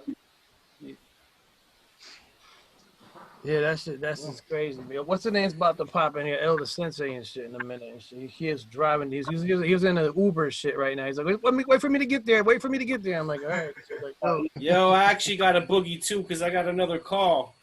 All right, brother, man. Yo, Marco. It was good to see everybody. Yeah. Too, man. Much respect. Yo, Marco, I'll get at you soon, man. I appreciate it, man. Yes, Jaysaun, the whole squad. Peace, y'all. Yeah, be safe, Marco. Peace. Peace, man. What up, Jay? I got to dip in a couple also. I got another 5. I know you probably rock them motherfucking drums, man. Yo, every time you post it, I'm gonna keep posting that shit in the group, man. Every time I see it, man. Hey, can I ask, you need a drummer, Jay. You need to hit Jaysaun. He got the GP playing them shits. Yeah, Jaysaun's crazy, man. I don't even remember when we were together, but I was with him one time. And that's when you said Jaysaun. I said Jaysaun. I used to fuck with Fat Beats. We were together one time in New York, and I don't remember what we was doing, man. But we was talking about some records, and you was showing me, like I was telling you about, like the family, because me and you are similar, like racially background and the whole shit or whatever. And you was showing me the pictures, those old pictures. I don't know if it was your uncles or your pops, like in the pimp shit and all that. Do you remember that? Yeah, man. Yeah, that was my. Fred was on a lot of them album covers, and my grandmother was grandmother's brother. My grandmother was on a lot of the covers, so I used to use a lot of old photos for album covers. Yeah, that's fly. I always like that, man. I remember that when Stress was telling me about that. I remember that, man. I always remember. Yeah, I gotta hear you drumming, man. Where do I go I gotta go to hear you drumming. It's on records. It's I got live shows on YouTube. Just put the DU-Rites in there in YouTube. That's my group. Man. So we got live. We did Brooklyn Bowl right before the pandemic. We did Brooklyn Bowl with the Scatolites. I just did the Brooklyn Bowl last year with MOP. Shout out to MOP. Yeah, we did Brooklyn Bowl, Symphony Space, and I tour with a lot of artists too. So I play with a lot of soul singers and shit like that. And then all my are out. Like break records. Chuck Treese that drums? Huh? You know Chuck Treese? Yeah, I know the name. Yeah. Yeah, he's a nasty studio drummer too. He drummed for me for a couple of shows too, man. He does all kind of shit. Chuck Treese is crazy, man. He does punk rock. He does hip hop. He plays the bass. He plays all kind of instruments. But yeah, I'm gonna put it in the DU-Rites. DORIGHT. DU right here. Yeah, right here. TES. Okay. The DU-Rites. Yeah, right. man. So and I have like out for people to sample, for producers to use. I have 4 break records out, 4 different ones, and producers been using them and stuff, and they've been appearing on all kinds of records. I did that so people wouldn't get sued, and they have like authentic sounding drums. Oh, that's fly. I'm gonna have to check that out then. Yeah, that's fly, man. Yo, Jay be killing that shit. Yo, he's just as he's a talented dude, man. Jaysaun is talented, man. I see that Bender had a question real quick. What did you? I just wanted to ask Jaysaun quickly. How did the album come about with self-titled, the Boss Hog Barbarians? Because I just pulled that out the other day, and I'd listened to that in years, man. I love that shit. Oh yeah, I remember that shit. That one, that was me and Self were cool for a long time, and we used to laugh because we used to listen to. We were artists in like a specific scene, but we used to listen to like Chibo and like Poison Clan, E40. Like these are the only like the way far out gangster shit, like West Coast shit, Southern shit, like stuff that wasn't accepted in the circle of hip hop that we were known in, and we were both big fans of that. Wanted to kind of pay homage to that, and that record, that was one of the last rap records I ever made. That it caught people off guard because some of the beats, you know, we had the 808s and the keys, and then, you know, some of it was like the traditional sample shit, but the rhyme content and stuff, it was more like something you would hear on an old Poison Clan record, or like a you know, the E40, Be Legit, Too Short, stuff like it wasn't like rooted in what they call quote unquote boom bap. It was just more like a different style of rap that people didn't expect from us. We're like, yo, let's just pull albums of music we listen to that people don't know we listen to. So we got cool. that, and we did that. Maybe that was maybe 2005. We did that. Yeah, and it came out and it didn't sell, but it was a lot of fun. Yo, is self-titled from Connecticut? No, Tampa. Oh shit, for real, he's from Florida? No, yeah, Apathy's from Connecticut. Yeah. Apathy, Blackistan. We had Blackistan on the last show. Jay, I know you and Blackistan's tight and shit. Yeah, Blackistan's my man. He showed up at my crib, man, one day. He just showed up at my house unannounced one day, and I was having like a pool party, and we was cooking out, and he bought some like veggie burgers. That was my first time meeting Blackistan, man. He's a cool dude. I got a lot of respect for him. Another Connecticut nigga. Connecticut's in the building, you know that. Yeah. But yo, I gotta actually get now because I gotta make a phone call too. So. All right, Jay, good speaking to you, bro. Jaysaun, I got a question for you. All right, Jay, Jaysaun, I love you, brother. I'm gonna get at you soon. I appreciate that, brother, man. Yeah, be good, Jay. All right. Thank you. Peace. All right. Peace. Now I know. And I was telling my brothers about you. I'm like, you come from Boston when the shit was starting and shit. You know what I mean? Crumb told me this like probably 5 or 6 times. It's like that motherfucking Jaysaun is the motherfucking man in Boston. I'm telling you that right now, like out of nowhere. I'm like, we talking like, yo, he doesn't get the exposure like he should have got when he was doing what he was doing. You saying like in the Boston scene and shit, yo. Yeah, that's true, but I never really give a fuck anyway. I don't care. You know what I mean? It's like that's true. I'm not gonna say that. Like I've been, all that shit is true, and I respect. You know, I got mad respect for niggas who say that, but like niggas will say that I'm the man in Boston for other reasons other than hip hop, just my connections. Like I'm connected to everybody, and like you know, like in Boston, I can literally get anything I want. You know what I mean? Like I just know. So like people call me and reach out to me and shit like that, and I never, I don't want to toot my own horn, but I never fucked anybody over. I'm a stand-up dude, and that's why I'm respected. You know, in Boston, like people always say like, don't fuck with him, don't fuck with him. Like, and I don't fuck with people, but you know, I'm known not to. I'm not like a beef starter, but you know, I would definitely finish it. But I consider myself like a nice guy, man. I grew up in the golden era. Like I grew up in the era when you couldn't rap up. Like the shit that gets over now would never fly. You would be beaten up and thrown off the stage. Oh, yeah. You can't get on. If you didn't spit, you can't get on the stage or just get beat up. They'll throw you out, and that's how it was. So you just had to be, you know, you had to just carry yourself a certain way. But you know, I respect when niggas say that. It's true to a certain extent. But I mean, I was always doing other shit, man. Like I got other shit going on. Like right now, what's crazy during this pandemic? Like I'm so straight right now. Like a lot of dudes, they tour. And like Slane called me the other day and he's like, yo, I'm suffering right now. They canceled 30 dates. Like I'm straight right now. You know what I'm saying? And it's like I'm straight. I'm probably the straightest that I've been. It's like I'm almost happy. You know what I'm saying? I'm not happy about what's going on, but it's like I'm really good right now. And it's like I feel blessed because a lot of I've hurt a lot of the times, man. Like I've had people say, yo, you're the best rapper ever to come from Boston. You have the #1 album, this and that. And I never like felt that, you know what I'm saying? I would much rather be rich than famous.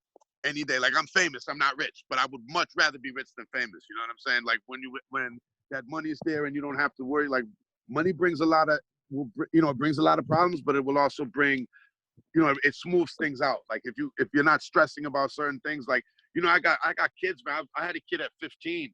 I got kids. I got a daughter that graduated from Syracuse. I got my son's. Nice. You know what I'm saying? My son. I got another one that goes to St. John's, where she doesn't go now, but she was going to St. John's. I got. You know what I'm saying? I did everything young, and like, I had real responsibilities. Like, when I was on that tour with Eyez and them, like, I'm divorced now, but at that time I had a house with a volleyball court and a pool. I had 5 cars and a jet ski boat, and it was all there, and I was like, I became a slave to that. When you have that many possessions, you become a slave to that, man. Like, I would come home with money from tours, and I would just dole out all this money for things that had to be paid for. And I'm looking at my hand at the end, and I'm like, damn, man, like, I just had $25,000 and I have like 1,900, and I've been back 4 days. You know what I mean? So, well, I respect that when people say that, but I also it also is it's a double-edged sword. It's like paying with that stuff. You know what I'm saying? Like, well, I know that I could say this from day one. Since I met you, you never changed with me. You saw me, and no matter where we were, you always acted the same to me and shit. So, like, yeah, I am the same, man. I never changed with anybody, man. You know what I mean? Like, me and Ed, that's one of the things. Like, with Edo, Edo's one of my.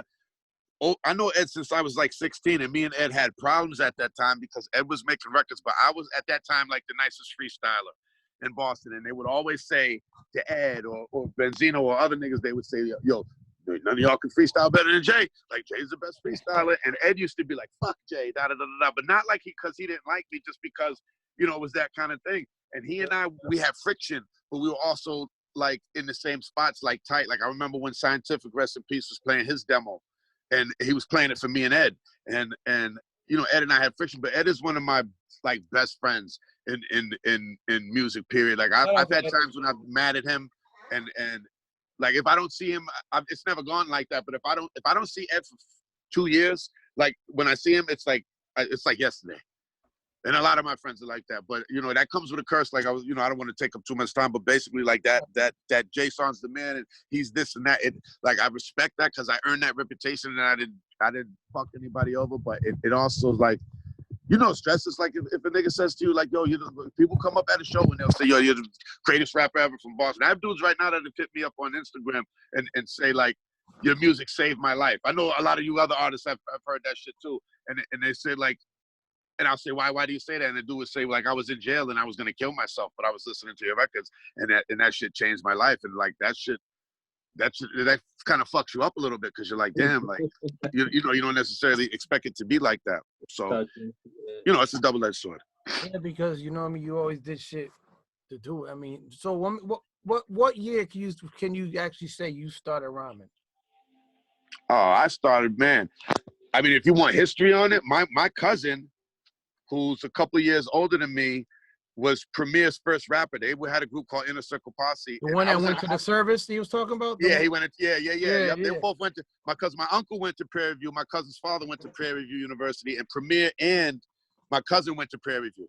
And what happened was, when they left school, they drove to New York to get a deal on Wild Pitch, which was the label that Lord Finesse was on and that Guru was on. Yeah. And my cousin was rapping that Southern shit back then, and that wasn't hot, you know what I'm saying? So when they get to Brooklyn and they get to Wild Pitch, like, Wild Pitch is like, yo, we like, Preem was making the beats on a 4-track cassette, on a 4-track cassette recorder. He would cut the beat up for 4 minutes, and then he would put another sound in it for 4 minutes, and then he would do, that's how he was making the beats. And they was like, they liked his production, but they didn't like my cousin rapping. And they were all they was doing a lot of drugs at that time too, getting fucked up. And my uncle got into some shit with my cousin, and he told my cousin, like, yo, you either I'm throwing you out or you're going to the Navy. And nothing was cracking for them as Inner Circle Posse yet. And my cousin was like, yo, my pops is making me sign up for the Navy, and I gotta go. And Preem was like, all right, like, I will figure it out. And Guru Mike D was the original DJ for Gang Starr, and what a lot of people don't know is that Guru and everybody who was ever his DJ, they fought a lot. Even him and Premier, they used to fight a lot. Yeah. And him and Mike D had split, and Mike moved back to Boston, and Guru had no DJ all of a sudden, so he's digging through the Wild Pitch demo shit. He comes across their shit, and he's like, "Yo, I like the cuts and I like the beats, and I need a DJ." And they called Preem. I think Preem was even back in Texas at that time, and they flew him in, and they picked him up at the airport, and that's how the shit started. And they was like, his name was Waxmaster C, and they was like, "What? You know, we don't like that name." Yada da da da. And they changed it to, I don't know if he had input on it or whatever, but they changed it to Premier, and that's how it started. But I was rapping with my cousin doing demos back when Lekos Lama, which was WRS in Boston. So this is let's see, this is 80, this is like 84, 84, 80, 84, 85. Run DMC era, yeah. Okay. Yeah, 84, 85, we was doing like pause mixtapes and shit like that. But I couldn't say I was like a rapper, but that was when we was first making our little bit of joints. And then it got more serious for me probably in like, well, I went on my first tour with what was left of Gangstar in my freshman year of college, which was like 89. That was the first tour. I left school. I didn't even tell my mother I was leaving. I just left school and went on tour, and I was gone for like a month. And that was my first tour. So then it started to get more serious, but it didn't really get serious until, a couple years later, I started getting better and shit like that. And then the Creators thing started, and we went through that whole fiasco. You know anything about the Solar fucking Guru shit at all? Yeah, see, what a lot of people don't know, and don't quote me 200%, but Crumb introduced Crumb told me that. He told me Guru to Solar. Okay? And what happened was Keith was mad, Guru was mad because Preem was getting a lot of the credit for Gangstar, and Keith is the one who he started Gangstar. He had Gangstar years before Premier ever came. So when Premier got there and he started producing and getting, people was hitting him for beats and getting a thing, Keith was getting upset. And I think that he thought that initially that like if Preem was making the beats, like it should have been produced by Gangstar, you know what I'm saying? That he should get some credit. And all of a sudden it wasn't like that. And dudes were like getting at Preem like without dealing with Keith at all. And I think Keith felt slighted about that. You know what I mean? Because he was like, it was his thing and he was holding it close to the vest. And he what happened was he wanted to branch out, and that's why he started doing the Jasmine Taz. And he seen Preem. That's what I wondered. That's why he was doing that, right? Yeah, he seen Preem getting his production on and getting paper and this and that. And Keith was like, he was trying to find another outlet for himself to get to branch out. So he started doing the Jasmine Taz shit, and he started hooking up with these legendary jazz niggas and shit like that. And then he did the Ballhead Slick, and he got a separate deal for Ballhead Slick, and he was working with people and doing what he wanted to do and branching out. And I think some of it was frustration and some of it was anger, but then it started to take off a little bit. But they always had friction there. I don't want to go into too much of it or whatever, because niggas will be mad at me about saying, I don't give a fuck, but niggas will be mad at me about saying certain shit. But he branched out because of that. And there was some shit that went on. How can I say it without saying too? There was some shit that went on with a money argument. There was some shit about some money that happened. And Keith was like, I think that Keith was just fed up. He had just had enough of a lot of the bullshit. And he was drinking a lot at that time. And just a lot of shit was going on, man. You know what I mean? And he started fucking with Solar, and he saw that as a way, because initially I think they were friends. And I think it was a good relationship initially. But Solar was one of these fake fucking 5% of niggas. And he started having Keith in a position where I think that he was, they were doing a lot of that 5% shit. And I think, he was telling Keith necessarily what he wanted to hear. And then later, I think Keith was kind of stuck. You know what I'm saying? I think that Keith was kind of stuck, and there was a lot of fucked up shit going on. And he had just had enough of the whole Gangstar shit, the way it went. Just the whole camp there was a lot of shit going on, whether it was Group Home or whether it was J. Rule or whatever. Like, there was just a lot of funny shit going on. Like, a nigga would fuck with them and be Keith's friend, but then like want beats from Premier and like snuggle up to Premier, and Keith would be like, yo, nigga, like, what's going, kind of just like, yeah, I know what you're saying. Yeah. And I think he wanted to get away from a lot of that. And he got stuck with the shit with Solar, and Solar was manipulating him, and I think initially like Keith was good, he was good with it, but I think towards the end he was getting sick, and I don't think he was telling anybody he was getting sick, and I think he kind of felt a little bit trapped. You know, I think he kind of felt a little bit helpless and trapped. But you know, I know that they had mad love for each other, but they went through some shit, man. They went through a lot of shit. Solar hasn't been seen by nobody since, right? I mean, Solar's, you know, niggas are killing, man. Niggas are killing. I mean, it's all on some fake. I saw a lot of the shit. It's there's a lot of fake shit going on. He was taking songs and he was. I think at one point that he even signed like Keith. He signed some shit for Keith, and like, you know, he signed some royalties over that said like all of his royalties would go to. So he was doing all kind of underhanded shit. But that's why I said in that joint that I did Kings, I said, take this gun, now you got two. Take this one, now you got two guns. Consider that done already. You know, we'll murder him for you, son. I was talking about Solar, but you know, there's just a lot of funny shit was going on, man. And I think that Keith was sick, and I think that he didn't necessarily treat it fast enough, if that's the right term. So, but yeah, Crumb. That's Crumb. I know Crumb got to live with that because he introduced him to that motherfucker. Yeah, you know, Crumb said it. Crumb told me. But yo, Keith. I'm not gonna say Keith. I'm gonna say Guru. You know what I mean? Because you know him as Keith and Guru. Yeah. Guru, you know what sick he died from, or yeah, he had cancer. You know where it was at, or? Nah, I think he had some kind of cancer. I mean, you could look it up, but he had some aggressive form of cancer, man. I don't think it wasn't like a lung cancer, but he had some kind of aggressive type of melanoma or something, and that. You know, that's what dragged him down. And I mean, even then, even when he was losing weight and he was sick, like niggas could see that he was sick.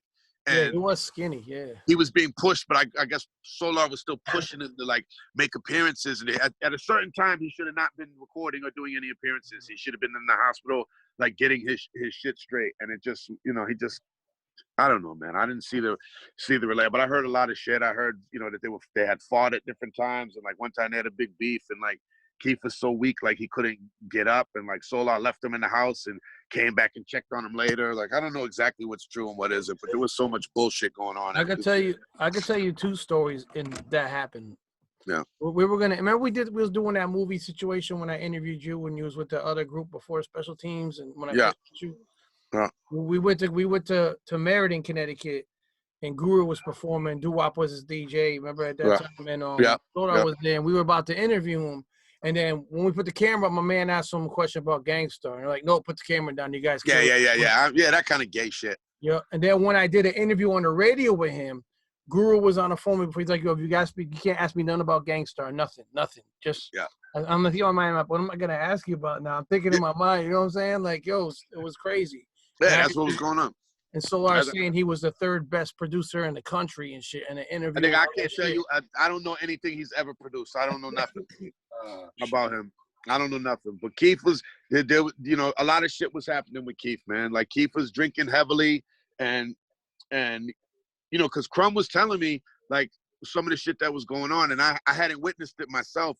And we went to New York one time, and Keith we went to New York one time. We ended up in the bathroom with the NYGs, and we had a battle. Me and Crumb had a battle with the NYGs in the bathroom, and we was rapping, and like it was crazy. It was some crazy shit. But later on, Keith got fucked up, and when we left, he got belligerent, and like Crumb had been telling me, but I hadn't seen it for myself. And I mean, he made me so mad at one point, like I wanted to fuck him up. Like I was like, I'm gonna fuck him up. Like, and me and Guru had never been like that ever. But that was my first time like seeing how much he was getting fucked up. And at the same time, you know, New York niggas will do you dirty, man. You know what I'm saying?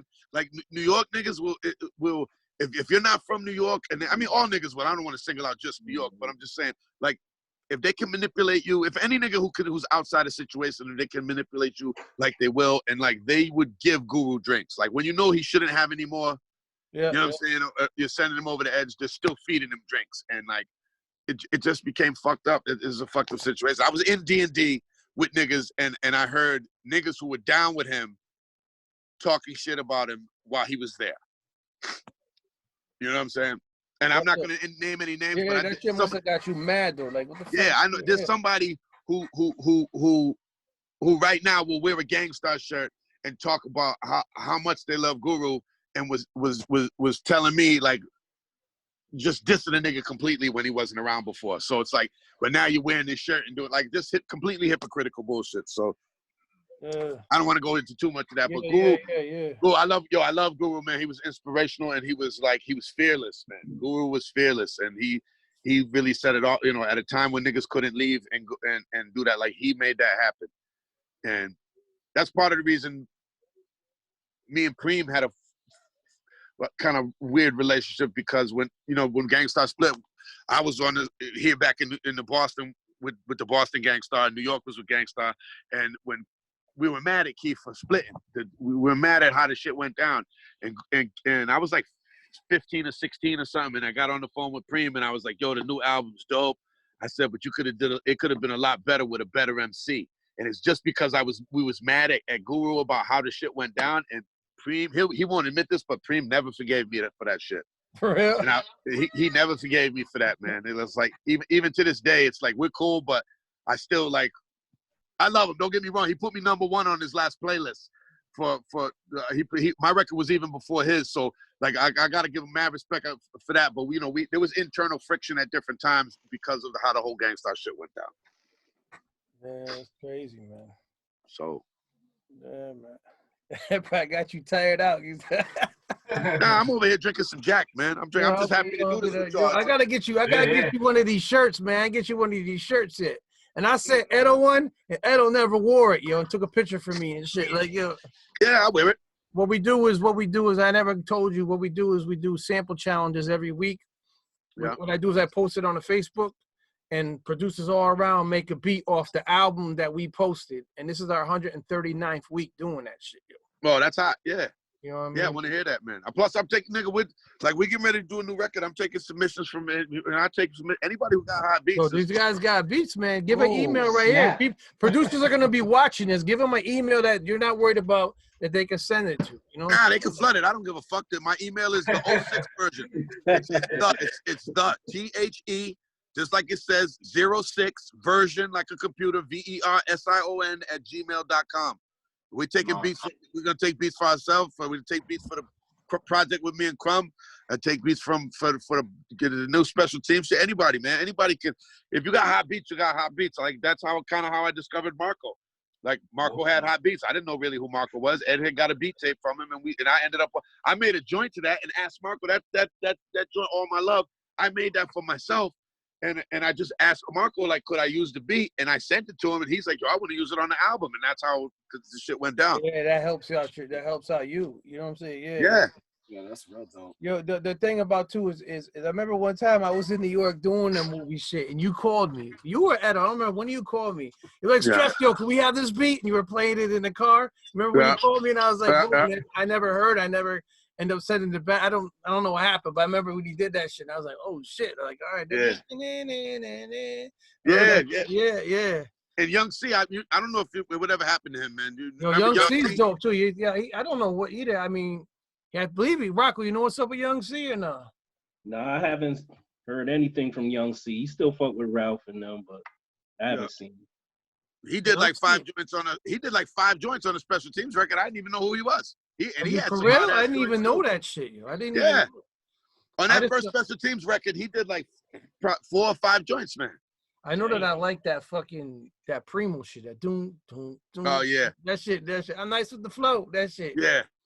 He's a motherfucker, man. He's hot. Preem gives you a loop. Preem doesn't even give you a beat. He gives you a loop. And if you like it, he'll finish the beat. So the nigga sent us something, and we was like, nah, we ain't fucking with that. And it took us like 6 months to get another loop. I was scared to turn that one down because I didn't know if I was scared to turn it down because I didn't know if we was gonna get another one. You know? And funny story, I'll tell you a quick story, man. I don't want to take up too much time, but I'll tell you funny story. Yo, when we go to I don't know if it was headquarters at that time. Yeah, I guess it was headquarters at that time. So we go up there, and he didn't know who Slane was. And he had no idea who Slane was, and he didn't know that Slane was white. And we walk into the studio, and he's like, what's up, Ed? And he's like, what's up, Jay? Da, da, da. And he's like, he looks at Slane or whatever, and he's like, yo, this is our man. And he's like, so who's on the record? So I'm like, all 3 of us or whatever. And he's like, all right. He's like, I'm gonna go get it ready. Yo, listen, he left us in the lounge at headquarters for like 3 hours, right? To the point where we was like, damn, nigga, like, are we gonna do this record or like what the fuck was going on? And it was like, Ed swears it was because of Slane, because he didn't know who Slane was. And you know, once Slane rocked it, once Slane rocked the shit, he was cool with him and so forth. But it was some funny shit when we first got there, man. Cause he was like, who's on the record? And it was like, I'm on it. And he was like, Jaysaun. He's like, all right, da, da, da. And then when we said Slane, he like paused and looked at Slane. And then he was like, all right, I'll be back.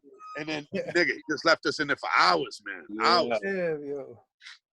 He's a crazy dude, man. I remember when I went up there too, when you guys were with Pete Rock. Remember we did the video shit and you guys were up there because Edo hooked that shit up. You were at Sony Studios or some shit. You guys were watching Dave Chappelle and the fucking. I remember that shit. Like that wasn't unique. It wasn't unique. I don't know. You guys were doing a joint for the Edo G. It was Times Square, right? Yeah. It was unique. Yeah. It wasn't. Yeah, because I remember it was the album where he had the black cover and had the picture when looking in the mirror and shit. Yeah. That's what it was. It was unique. You know what's crazy about that? Is they had these fucking huge speakers in there, like the playback joints. Yeah. And like we blew one in the middle of the session, and they called this dude, and this dude ran downstairs and came up with a woofer and replaced. I mean, this is a big speaker, man. It was probably an 18-inch woofer. Yo, the nigga came and changed the woofer right there in like 10 minutes. That shit fucked me up. I'd never seen that before. And then Pete played the sample. The song we was doing that day was Call My. Well, we did a couple, but that one I remember is just Call My Name off Edo's record. And Pete played the beat and then he added like 4 sounds on the fly, like right there. And like that fucked me up too, because he was like just playing and he was at it. Because we were gonna fuck Pete up at one time. This is what you don't know. We went to Pete's crib. When they was doing that record. Fat Beats had paid him whatever they paid him. They paid him a grip to do that record. And so we go to the house, and Pete is like, we're sitting there, we're smoking weed, hanging out, and Pete's playing like these little samples and a couple joints and this and that. So we went up there and we hung out with him for like 5 hours, and he played us like 3 beats. He was playing with other shit. We were getting high, doing whatever. And then we came up there and we did it a second time, and he like played us like a couple beats and a couple samples. And finally, like, we went up there and we was like, yo, Pete, like, nigga, we can't drive all the way up here. Yeah, he's Boston. Like upstate New York or some shit, right? Yeah. So Spring Valley. We're like, yo, we can't drive all the way up here for you to play us like these fucking random samples, nigga. Like, play us some fucking beats, right? And so he gave us a couple of hot joints, right? In fact, when we said that to him, Just Call My Name was one of the ones he played, and he played it immediately. He was like, he was playing this bullshit all night, and then all of a sudden he dropped like some fire, and we were like, nigga, stop holding out and play the joints. So anyway, we go back and forth with him about the beats, right? And Pete didn't know that I could remember how to get to his house. And he wasn't like answering us for some shit. And me and Ed drove to his house unannounced and knocked on his door. Like, what's up, nigga? like, what's up? Like, and he answered the door and he was like, oh shit. Like, cause we really popped up on him. And after that, we never had no fucking problem with him at all. But that, like, we were like, cause Ed was getting mad. It wasn't my deal. You know what I'm saying? It was Ed's deal. But we basically were like, Pete, we're gonna fuck you up. Like, play us some fucking beats. And I love Pete. He is one of my best. Like, I love Pete to death. Don't get me wrong. But at that time, we were like just getting to know each other, and he was like not playing the beats. I was like, nigga, play the fucking beats, man. Nah, he did a beat on your mixtape joint too, right? Yeah, he did. Pete is a played that shit on the radio. Yeah. Line him up. No, Pete is dope, man. I like Pete a lot because when I see Pete, like me, it's instantaneous. Like I seen him at Rock the Bells one time, and fucking he was in a VIP tent, and I was like standing outside or whatever. He was like, "Oh shit, Jaysaun!" He like stopped doing whatever he was doing and came and got me. Like I really like Pete. I have a better relationship with Pete than I do a lot of producers. It ain't so good. He's gonna give me beats for free, but me and him's tight. Yeah, he one time I went to the Rock the Bells with Tribe Called Quest in Boston. Tribe Called Quest, I believe it was Tribe Called Quest, maybe Nas, De La Soul, Redman, and fucking, you know what I mean? I remember I went to that shit and I'm chilling and I had my DJ Stress shirt behind me and I heard, yo Stress, what up? There was Edo, yo, and I didn't even know it was him at first, yo. I walked up to him like, yeah, what's up? I thought it was a dude that I recorded with a long time ago or something. Yeah. And then I seen him come on stage with Mos Def. I'm like, oh, shit, that was Edo G that came up to me. I was like, I didn't even know that. Oh, I was at that show. Yeah, I was at that show. Yeah, that shit was dope. Because, like, because you know what? Slane was mad because Mos Def didn't want him to go on stage when we did Gotta Have It. Me and Ed did that. We did Gotta Have It when in the middle of Mos Def's set. And Mos didn't want Slane to go up there. He didn't know who Slane. He didn't know who Slane was, and Slane was mad. He was like, "He's racist. He's fucking racist." I'll never forget that because Pharaoh Monch had on some cowboy boots. I'm like, "Look at this fucking weirdo." You know? Yeah, he had some cowboy boots on. But I'm gonna tell you one last thing, Stress. I'm gonna tell you one last thing that's fucked up, which is how far we go back, right? When I was in the Creators, before we bought the beat from Creators, Pete, that's the name. Yeah. Yeah, before we bought the beat from Pete, we wanted to get a Preem beat. And Preem was so busy, he was like, yo, I can't do it right now. I'm in the middle. I got this shit going on. I can't give you the beat right now. But I'm going to get you a beat from my man. And his man was unknown. And fucking, he offered us the beat. And we were like, none of us knew his name. And we was like, nah, we turned the beat down. Guess who his man was? Who? Completely unknown and offering us a beat from him. And we was like, nah, we turned the shit down. Alchemist. Oh, get the fuck out of here. Damn, yo. It was Alchemist. Damn. He was nobody. We was like, nah, nigga, we want to, like, who the fuck is he? Like, Actually, what year was that? That was in the 2000s, right? Because he had the dilated peoples in the Mobb Deep shit. You know what I mean? Yeah, nah, he did. This was before then. He was nobody at that time. Oh, for real? This was before that doom. It was before that shit with the Coogee rap. Yeah. He was just starting to get around. Nobody knew who he was at that time. I never forget him. I never forget him because when Crumb did Streets of Calling in D&D, he came and laid the beat, and he's like fucking 5'4". And yeah, he was down with Mobb Deep at that time. And yo, he came in, he had an Averex coat on, and the Averex, we was when niggas used to wear big shit, but the Averex was like a 5X. Like, he looked like he had his father's coat on. He was so fucking small. He was a little nigga, man. Some of the nicest niggas is little niggas. Like, teeny niggas, because I'm like 6'2". I'm like 6'2", 250. Yeah, you're a big dude. The smallest niggas are nice niggas. I tell you who's fucking completely tiny. They were so tiny. And this was my first time doing a show with Ace in private. I did a show with Ace. But Das Effects. Yeah, I met them. Yeah. Are the tiniest niggas I had ever met, man. These niggas had Timberland boots on, and they were still like 5'2". Yeah. Das Effects, Nas, Mobb Deep. Yo, I met Nas too, and I thought the same shit. Those niggas are midgets, man. I was telling Ed, like, yo, Ed, I was telling Ed, like, Ed, I will slap these niggas right out of their shoes. They're so fucking small. Yo, for real. I'm not that I'm on some super hard shit, but I'm just saying. Yo, Nas is like 5'2". Yeah, Mobb Deep niggas is like 5'3". Yo, Das Effects is like 5'1". Niggas are tiny, man.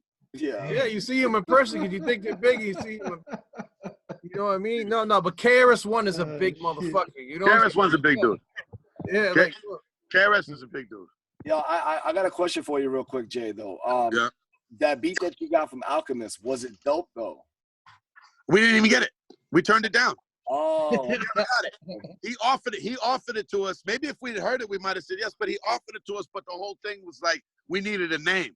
You know what I'm saying? We ended up buying a beat from Pete, but we needed a name, and when it was offered to us, we were just like, bro, like, who the fuck is he? Like, you know, we didn't even get that far. I never even heard the beat, honestly. I mean, I'm kicking my ass in the end now. Like, you know, a lot of shit, you know, you make a lot of mistakes with motherfuckers. Like, I basically just Google when he was first making the record with Premier. Like, I regret that to this day because that shit fucked me up. But Preem didn't understand. I was 15, nigga.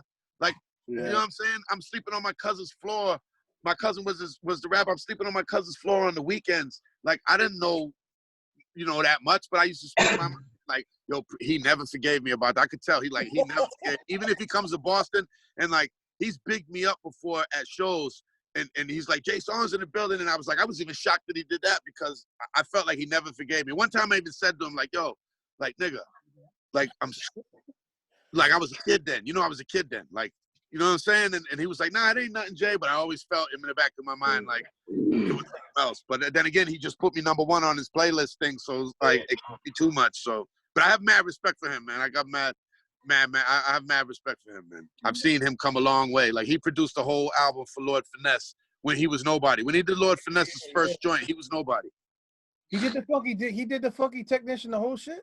I think he did the whole shit. Yeah. No, that's what I'm talking about, that club shit. Yeah, no, he did that.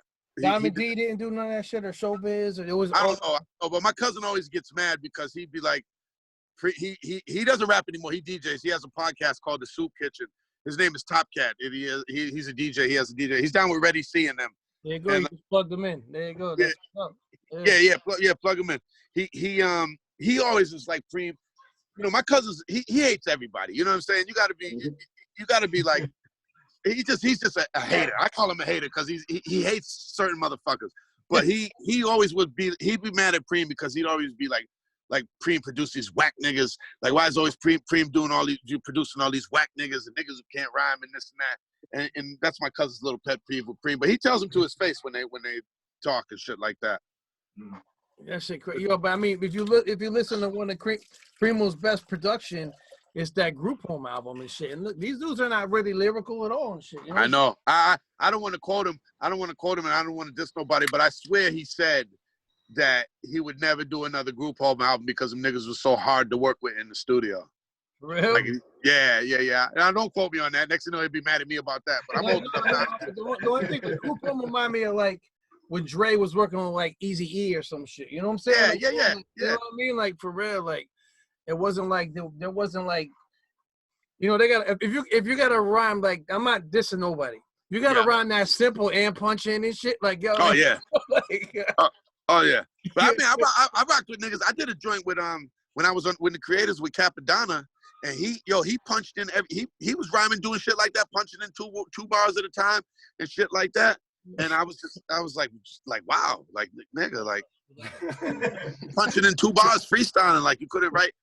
You know, he was getting paid. He was getting paid what he was getting paid. But you know, I had a dope experience with a lot of dudes, man. I've had, you know, a lot of shit, and I've fucked up a whole bunch of shit at the same time too. Like I was going through I had to deal with Static. Me and Static I had to deal with Static a couple of years ago for that Kill Your Boss album, the one I just put out. I put the album out, and in 6 weeks in Boston, they named it. No, not 6 weeks. In 6 days, they named it the best underground album of the year when I put it out here. But it was supposed to come out with Static, and I fucked the deal up because I was going through a divorce, and my mind was fucked up, and I was doing a lot of drugs, and my money wasn't right, and I couldn't just keep coming to New York and recording and paying to do what I had to do because I was just fucked up in the game. And a lot of people don't know that Edo was the same way, that my own worst enemy, he'll tell you this himself, that my own worst enemy album would never have happened. Yeah. I didn't take him to New York like that because he was fucked up. He was going through some shit. He was out of a deal, and fucking shit was not going good for him. And he had just got out of jail on some bullshit, like some fight shit, and he couldn't keep going to New York like that. And I was just, everything was fucked up for him. And I was like, nigga, I got it. Like, come on. Like, that, I was always behind the scenes like that. And I drove the same truck I have now. I got a 2002 Yukon XL that I've had since 2004. It has 414,000 miles on it. It's taken us to every fucking show. Like, Ed still dies laughing because it took us everywhere, man. It took us to every show. But I drove him to New York. You still have it now? Huh? Yeah, I still got that shit, and it's man. still rocking? It's still driving? I was driving it yesterday. Yeah, but that's crazy. You didn't change your engine or nothing? It's the same? Nah, I did 2 transmissions, but the engine's the same. Damn. Yeah, the engine's the same, man. Don't sleep. Those Chevys, those GMCs, those Tahoes, if they got that Vortec engine, they run forever.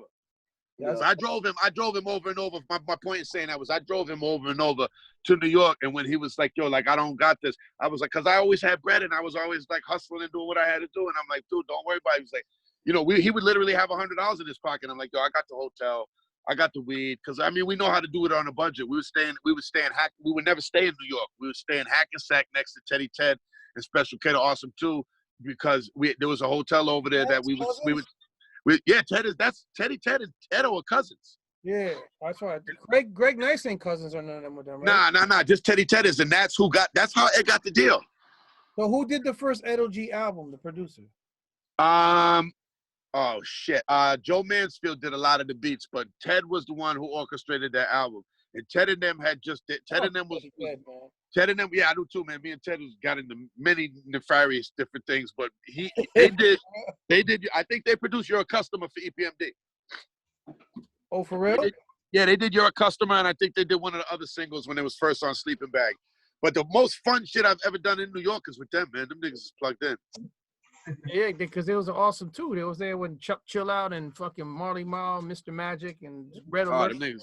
Yeah, those dudes are crazy, man. Those dudes are crazy. But fucking I don't know. Yo, like, stress. We could talk about. I mean, I could tell you stories for days. Like, I could tell you tons of shit. I don't want to, you know, I not taking away anybody because I respect that you for being here, and I respect everybody who else is on it. But I don't want to be like Jay would have shut the fuck up type of deal, you know? No, it's cool, bro. Speak, bro. Speak. I'm gonna actually put a couple more producer corner producers in here. You know what I mean? I can hear you. You know what I mean? Just keep talking. You know what I mean? Like, boom. I gotta ask you a quick question, if you don't mind, real quick. Yeah. What's one of your favorite instrumentals of all time to spit over? Like, as soon as you hear that shit, to this day, you heard it 4,000 times. You still want to kick a verse when you hear it. Oh, I don't know, man. But I mean, one of the ones that we used to like rock over a lot was "Payback" by James Brown. I always really like that. That was a fair. I don't know, man. There's a lot of them. You caught me with an off, like an off. I mean, you can name a few. It don't gotta be like, you know what I mean, the favorite. And I mean, I've rocked off tons of shit, man. But I mean, I used to rock Major Look a couple. I rocked Major Look a few times. I like that. I like I don't know. A lot of the records that had the substitution break in it. You know what I'm saying? Like when Preem did Greg NICE driving them bass. So we you know doon. You know, a lot of joints, man. There's a lot of joints that I like. I can't really think of it off the top of my head, but one of the best things is when you win a. Like when I did the halftime show with like Eclipse, and he would have these producers. That's how I met Audible Doctor, and like niggas are there that are unknown and they're playing fire. Like that's always dope when you got some dudes that's playing fire. Like 'cause the craft is so lost, man. You know what I mean? Bender, you got something? Show Jaysaun. They could play. Show them a beat. You all y'all. Show them a beat. Go watch. Oh, man. Do you have the sharing computer? Yeah. I'll share you. I'll let you know. So you can hear. Oh, look at Sparkz. Bloody Sparkz. Sparkz, man, turn that thing off and show your face, man. Show your face. Go regular, bro. You don't even see you, brother. You've been doing that the whole time. Come in. Yeah. I mean, Jay, you want to hear a couple beats, Jay? Yeah, I was talking to my girl for a second. Yeah, I had you on mute. Yeah, of course I want to hear some beats. All right, Doc. Tell me how I got to do that again. The audio share. You've got to turn it on so we can share our screen and audio. How do I do that? You got to go down to that security setting down the bottom there. Multiple. Oh yeah. All participants. All right, go ahead. Hang on, I'm just getting a file loaded up here. So yo, Jay, I got hundreds of producers right now. Like, yo, really? He's not even joking, for real. Like, that's the thing. But we got producers like, I met this cat over here, Eyez. He's out of Australia right now. I actually got to meet first. He came to stay with me in Connecticut from Australia off the strength of Stress and Rocko bringing everybody together with the producer ownership. Like he mentioned it lightly and real humble, but it's a big fucking deal. We got cats from Portugal, Norway. You know what I mean? Like, all over the fucking globe. Germany. I mean, all over the place. Yo, my thing with beats and producers is like if nigga, drums and bass lines, that's hip hop. If you don't have hard drums and dope bass lines, like don't waste my fucking time. You know what I'm saying?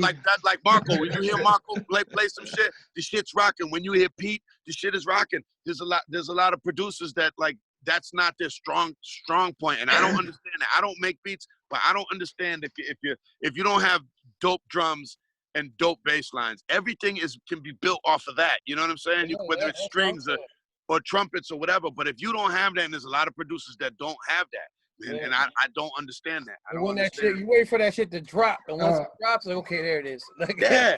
I'll play Stress's favorite beat. I got one for you quickly, and hopefully it doesn't disappoint you too much. All right. Who are you?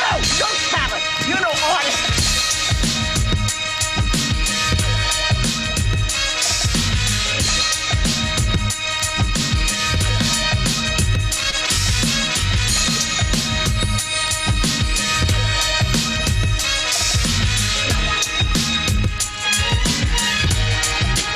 Who are you?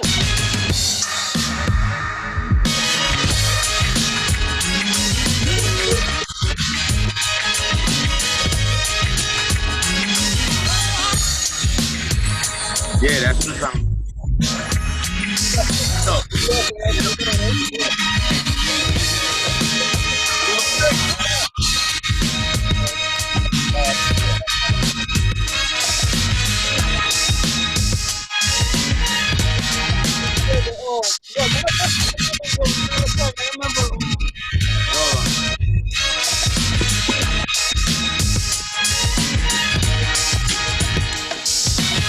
Obviously don't have the talent.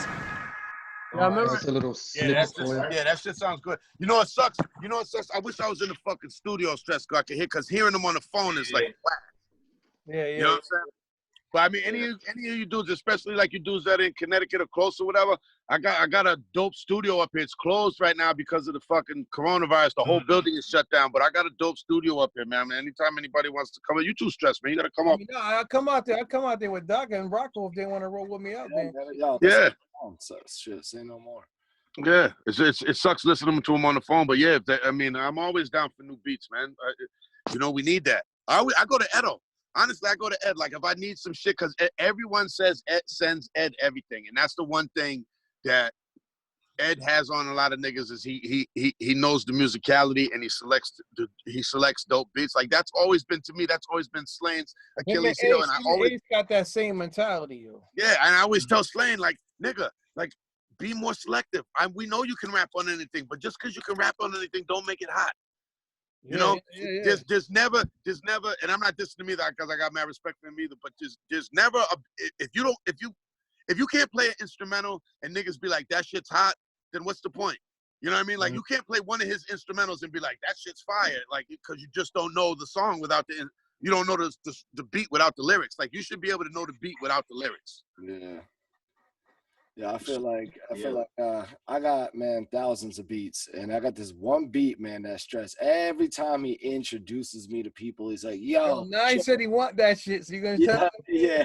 That's what I was gonna say. Remember when I met you? Rocko was there when we went to Amherst, and you were there with Edo, and Rusty Jukes was there with fucking Sean Price, and I came with Nine and Chrome. Remember that?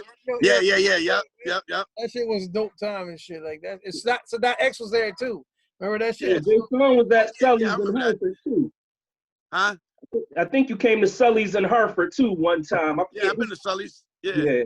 Was I there? I don't think I was there. I thought you was there. You came with Special Teams? I wasn't there with Special Teams.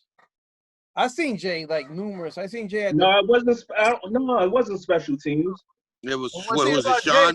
These dudes be around and fucking this dude always be the same with me. He don't be like giving a fuck about none of that shit. I'm like, what up? Yo, like, what up, Stress? Like, yo.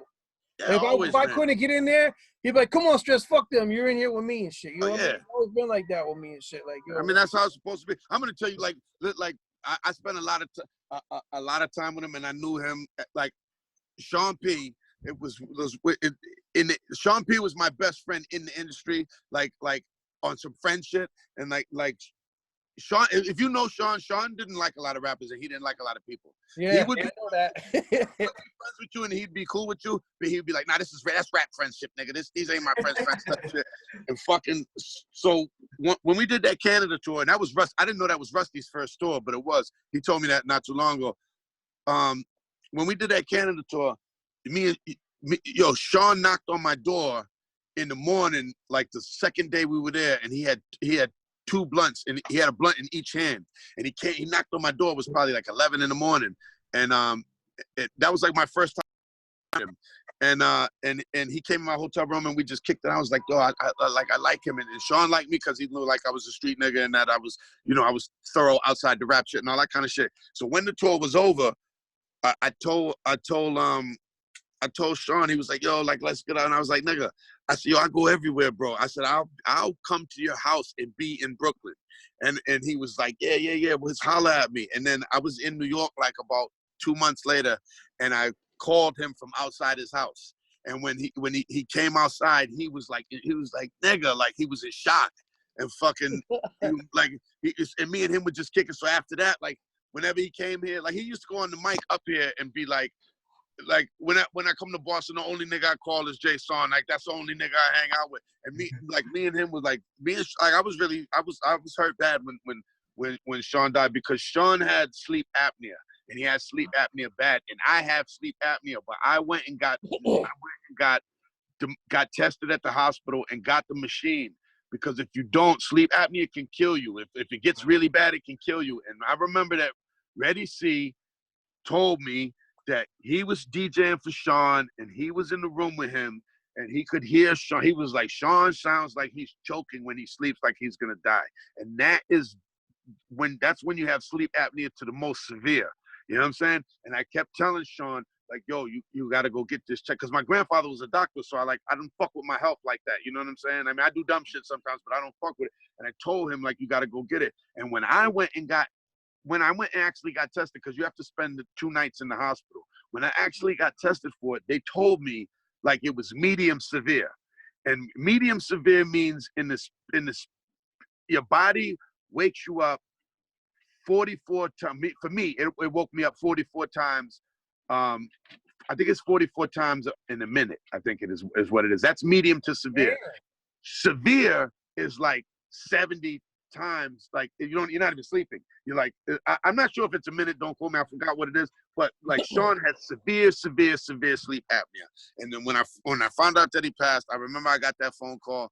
And I could not believe it, and you know, because I had just talked to him and I had just seen him not too long before that, and when I went to the funeral, yeah, I was just some funny shit was happening at the funeral.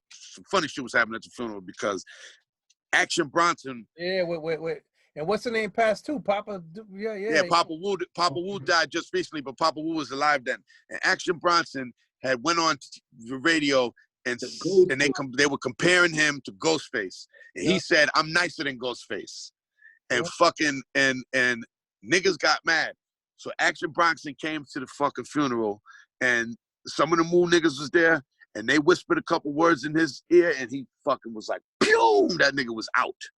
He was out fast. Like they were gonna get him, but whatever. So I'm out on a tangent with that. But fucking Sean, like the shit with Sean, just that shit hurt me, man. I remember where I was when I got that call, and it was in the morning, and I couldn't believe it. I couldn't believe it because I don't say this. This is the first time I'm gonna say this. I don't say this because I don't want to act like I'm clout chaser. But he asked me to do a group with him. He didn't tell me who the other members were gonna be, but he wanted to do a group called Men of a Certain Age, like the TV show. Because we were, you know, we were both in our 40s, you know what I'm saying? And so we never got anywhere past that. He had just talked about it, and I was like, yeah, nigga, I'm down, like, whatever. We never got past the talking stage, but that was one of the last things we were talking about before the shit went on. I don't know if he was talking about having Illa G in it, but it was a couple people that we were kicking around names that were, like, around our age, and he wanted to do it. He was just, like, wrapping up the Random Acts shit. But that shit hurt me, man. Sean P was they got another Random X joint coming out, you think? With him on it? Yeah. I don't know. Who knows? Who knows how many rhymes he has, nigga? I mean, he's recycled. Some of these rhymes I've heard on other shit, but I mean, like I said, he was playing the shit with him and Fame for me. You know, like a few years before he died, he was already recording that. Yeah. You know, that he was a funny motherfucker, man. Sean was a funny dude. Yeah, and the same thing is he didn't give a fuck with anybody. He always was the same shit. Yeah, you know he was always the same. I don't want to keep killing you with niggas with stories, but I mean, I hope y'all like them because you know, it's me. I'm enjoying it. Awesome, I mean, you're about to be on YouTube with that shit, so yeah, whatever. So we're down at Lupo's Heartbreak Hotel in Providence. and him and Raekwon is doing a show, and fucking this kid down there, who he introduces himself to me. He knows me through some other rappers or whatever. So he keeps pulling all this, telling me how he's got a studio, he's got all this money, just come fuck with him, like he's gonna pay me and this and that. He keeps pulling big wads of cash out of his pocket and like dropping them on the bar. And he's fucked up. And he did it to me. He pulled it out and dropped it on the bar. And I'm like, yo, bro, like put your money away, man. Like da da da da. So we have a couple more drinks, and he did it, and he dropped it on the bar. And I'm like, yo, put your money away. Like dude, stop pulling your money out. Da da da da. And yo, he did it a third time. And like now I'm getting mad because like I'm saying to myself, like, if you do it again, I'm gonna fucking rob you for this fucking money. Like I keep telling you, I'm being a gentleman. I don't know you, and I'm being a gentleman. I'm telling you to put your money away. You know what I'm saying? I'm even like pushing it to you like a casino dude would push the fucking money. And he keeps the more drunk he gets, the more he's dropping it on the fucking thing. So these kids are there, these rap kids are there, and I'm there with some of my friends or whatever. And the rappers came to talk to me about doing a feature and kicking it with me at the show. And fucking I go outside and I'm talking to my boy, and I'm telling him the story I just told you about the kid with the money. So this dude comes up, and he's like, this dude, the kid the rapper that knows me, he knows none of my friends, but he knows me. And he's telling my man, I guess let's say hypothetically say the kid's name was Dave. Not the rapper, but the kid that keeps pulling the money out. So my man's like, yo, leave us alone, we're looking for Dave. And the dude that I know that's a rapper, he's like, fuck Dave. And my man snuffs him in the face. They don't know each other, but my man just snuffs him in the face. So the dude who comes over to me, we're backstage, and he's like, yo, like he's holding his face, and he's like, yeah, your man punched me in the face. He's got all this blood coming out of his hand and this and that. And he's like, we're in the back. We're in the back of the stage, and Raekwon and Sean is there, and they watch the shit. And fucking, I had just met Raekwon. It was my first time meeting Raekwon. I had just met him like backstage 10 seconds before that, and now we're in the back of the shit in a fight in the alleyway in the back. And the kid, he keeps going. I said, yo, listen, it's a misunderstanding. Like, whatever, it wasn't supposed to happen like that. He's like, nah, fuck that, fuck your man, this and that. And this dude's a lightweight nigga. And I'm like, he's like, fuck your man, this and that and this. And I'm like, yo, leave it alone, right? He doesn't know that the dude that I'm mixing the story up a little bit, because the dude who got punched in the face, he's there to see me, but he doesn't know that it's my man that punched him in the face. So he starts realizing what's going on. And I'm like, yo, just chill out. I'm trying to defuse it. And he's like, nah, I'm going to go get my brother. When my brother comes out here, he's going to go crazy. My brother just got out of the Marines. And I'm like, yo, don't go get your brother. Like, just leave it alone. He's like, nah, my brother's going to. He's like, I'm going to get my brother. He's out of the Marines. When he comes out, he's going to go crazy. And I said, listen, don't go get your brother, because he doesn't know I'm there with like 10 fucking dudes. He's there with like 3, maybe 4. And fucking, he's like, nah. Now he pauses like a movie. He puts his hands on his head like this, and he goes, nah, when my brother comes out here, he's gonna go fucking crazy. He says it just like that, right? So now I'm like, all right, now I'm curious. Go get your fucking brother. Like, go now. He's gonna go get your brother. Yo, so his brother comes out in the alleyway, and he has a motorcycle jacket on. He rips off his motorcycle jacket, right? He's got his head shaved. He's fresh from the Marines. Da-da-da. He's got his fucking tank top on. He rips his fucking coat off. And I'm like, yo, I told your brother like 3 or 4 times to chill out. Yada-da-da-da. And his brother he rips off the shit, and his brother runs past us, and we beat the shit out of him, his brother, his friends, everybody. So when we did that, Sean is like, yo, these niggas are crazy. Because I was in another time I was in New York with Sean. Yeah, another time I was in New York with Sean, and we got into some shit with some New York niggas and fucked them up. And Sean was laughing. He was laughing about that. So anyway, so the kids get beat the fuck up. So they ran out of the alleyway. And we go back to Sean's hotel room, and we just sat up in his room and fucking drank and got fucked up and smoked, and we were up fucking all night laughing and joking, and like I just said, this is just one of my many memories with him, and we had a great fucking time. And I never heard, it's sort of Providence police called me like 2 days later, and he's like, is this Jaysaun, da da da da, and I'm like, yeah, and he's like, Jason, whatever, he says, my government, and he's like, yeah, this is Detective somebody from the Providence Police Department. He's like, I want to ask you about a fight that happened at Lupo's Heartbreak Hotel or whatever. And I'm like, what? I don't know what you're talking about. And he goes, I just want to know if you want to make a statement. And excuse me, you can't make this shit up. I said, what do you mean? Like a statement they can use, will be used against me in a court of law kind of statement? And he's like, yeah, well, we're just investigating. I said, no, I don't got no statement to make, man. And da-da-da. And I hung up on him. I never heard about it again. 10 years later, now I have been in Providence doing shows. I've been in Providence hanging out, whatever. I've never had any problem. 10 years later, my man, this is like about a year and a half ago now. My man is like, yo, I got tickets for, what's the name of the nigga? Not Maury Povich, but the other dude who films his show in Connecticut. What's the dude who always has the fights? He has a talk show. He always has fights on the Jerry Springer. Jerry Springer. Yo, he keeps telling me he got tickets for Jerry Springer. Do I want to go? I kept saying, no, I don't want to go see that corny shit. Da-da-da-da. So anyways, one day we had nothing to do. We were smoking weed and shit. And he's like, yo, you want to go to see it? I'm like, fuck it. Let's go see Jerry Springer. I don't give a fuck. We get in the car and drive down there. I'm in that same Yukon I just told y'all about. We get pulled over. And the dude asked me to step out of the fucking car. And they locked me up for that. I had a warrant out for 10 years for that. And fucking, I got arrested. I spent like 2 nights in jail. I had to call and get out. It was crazy. I was in a fucking like chain gang, shackled up with all these niggas who was in big cases. I'm like, this shit is 10 years old. Like, I never heard about it. And so that's another Sean P story. But basically, I ended up in jail over that shit. Man, bro. You got all dropped like later on and shit? No, yeah, they ended up dropping it, but I had to push it because they kept calling me down there. And I'm like, yo, bro, like, I can't keep, like, taking off days to come down here. It's in Providence. This is my 5th court date. Like, what, like, if you're going to produce somebody, because they kept saying the witness, they're going to find the witness, they're going to find the witness. And I'm like, well, if you're going to find the plaintiff or whoever it is, if you're going to find the plaintiff, then produce the plaintiff. And what they really were doing was just stalling to try to find something so they could put charges on me. And eventually, my lawyer, I ended up getting it dropped and I got out of it, but it cost me some bread and fucking, it was stupid, but it was funny because Sean and them was there and the fight broke out. I met Raekwon and said what's up to him, and 10 minutes later, we're in a fucking brawl in the back of the shit. So I got a lot of funny stories like that. Crazy, man. Yeah, man, that's just what's up, man. That's cool. Damn. Excellent. Yeah. We have good time. I was even sure Jay was gonna call. He's like, I don't know if I can come, like, because look, I was trying to get you in last week. Remember, like, yeah, well, because my truck is in the shop. Like, I didn't go pick it up. I wanted to go pick the fucking thing up, and I was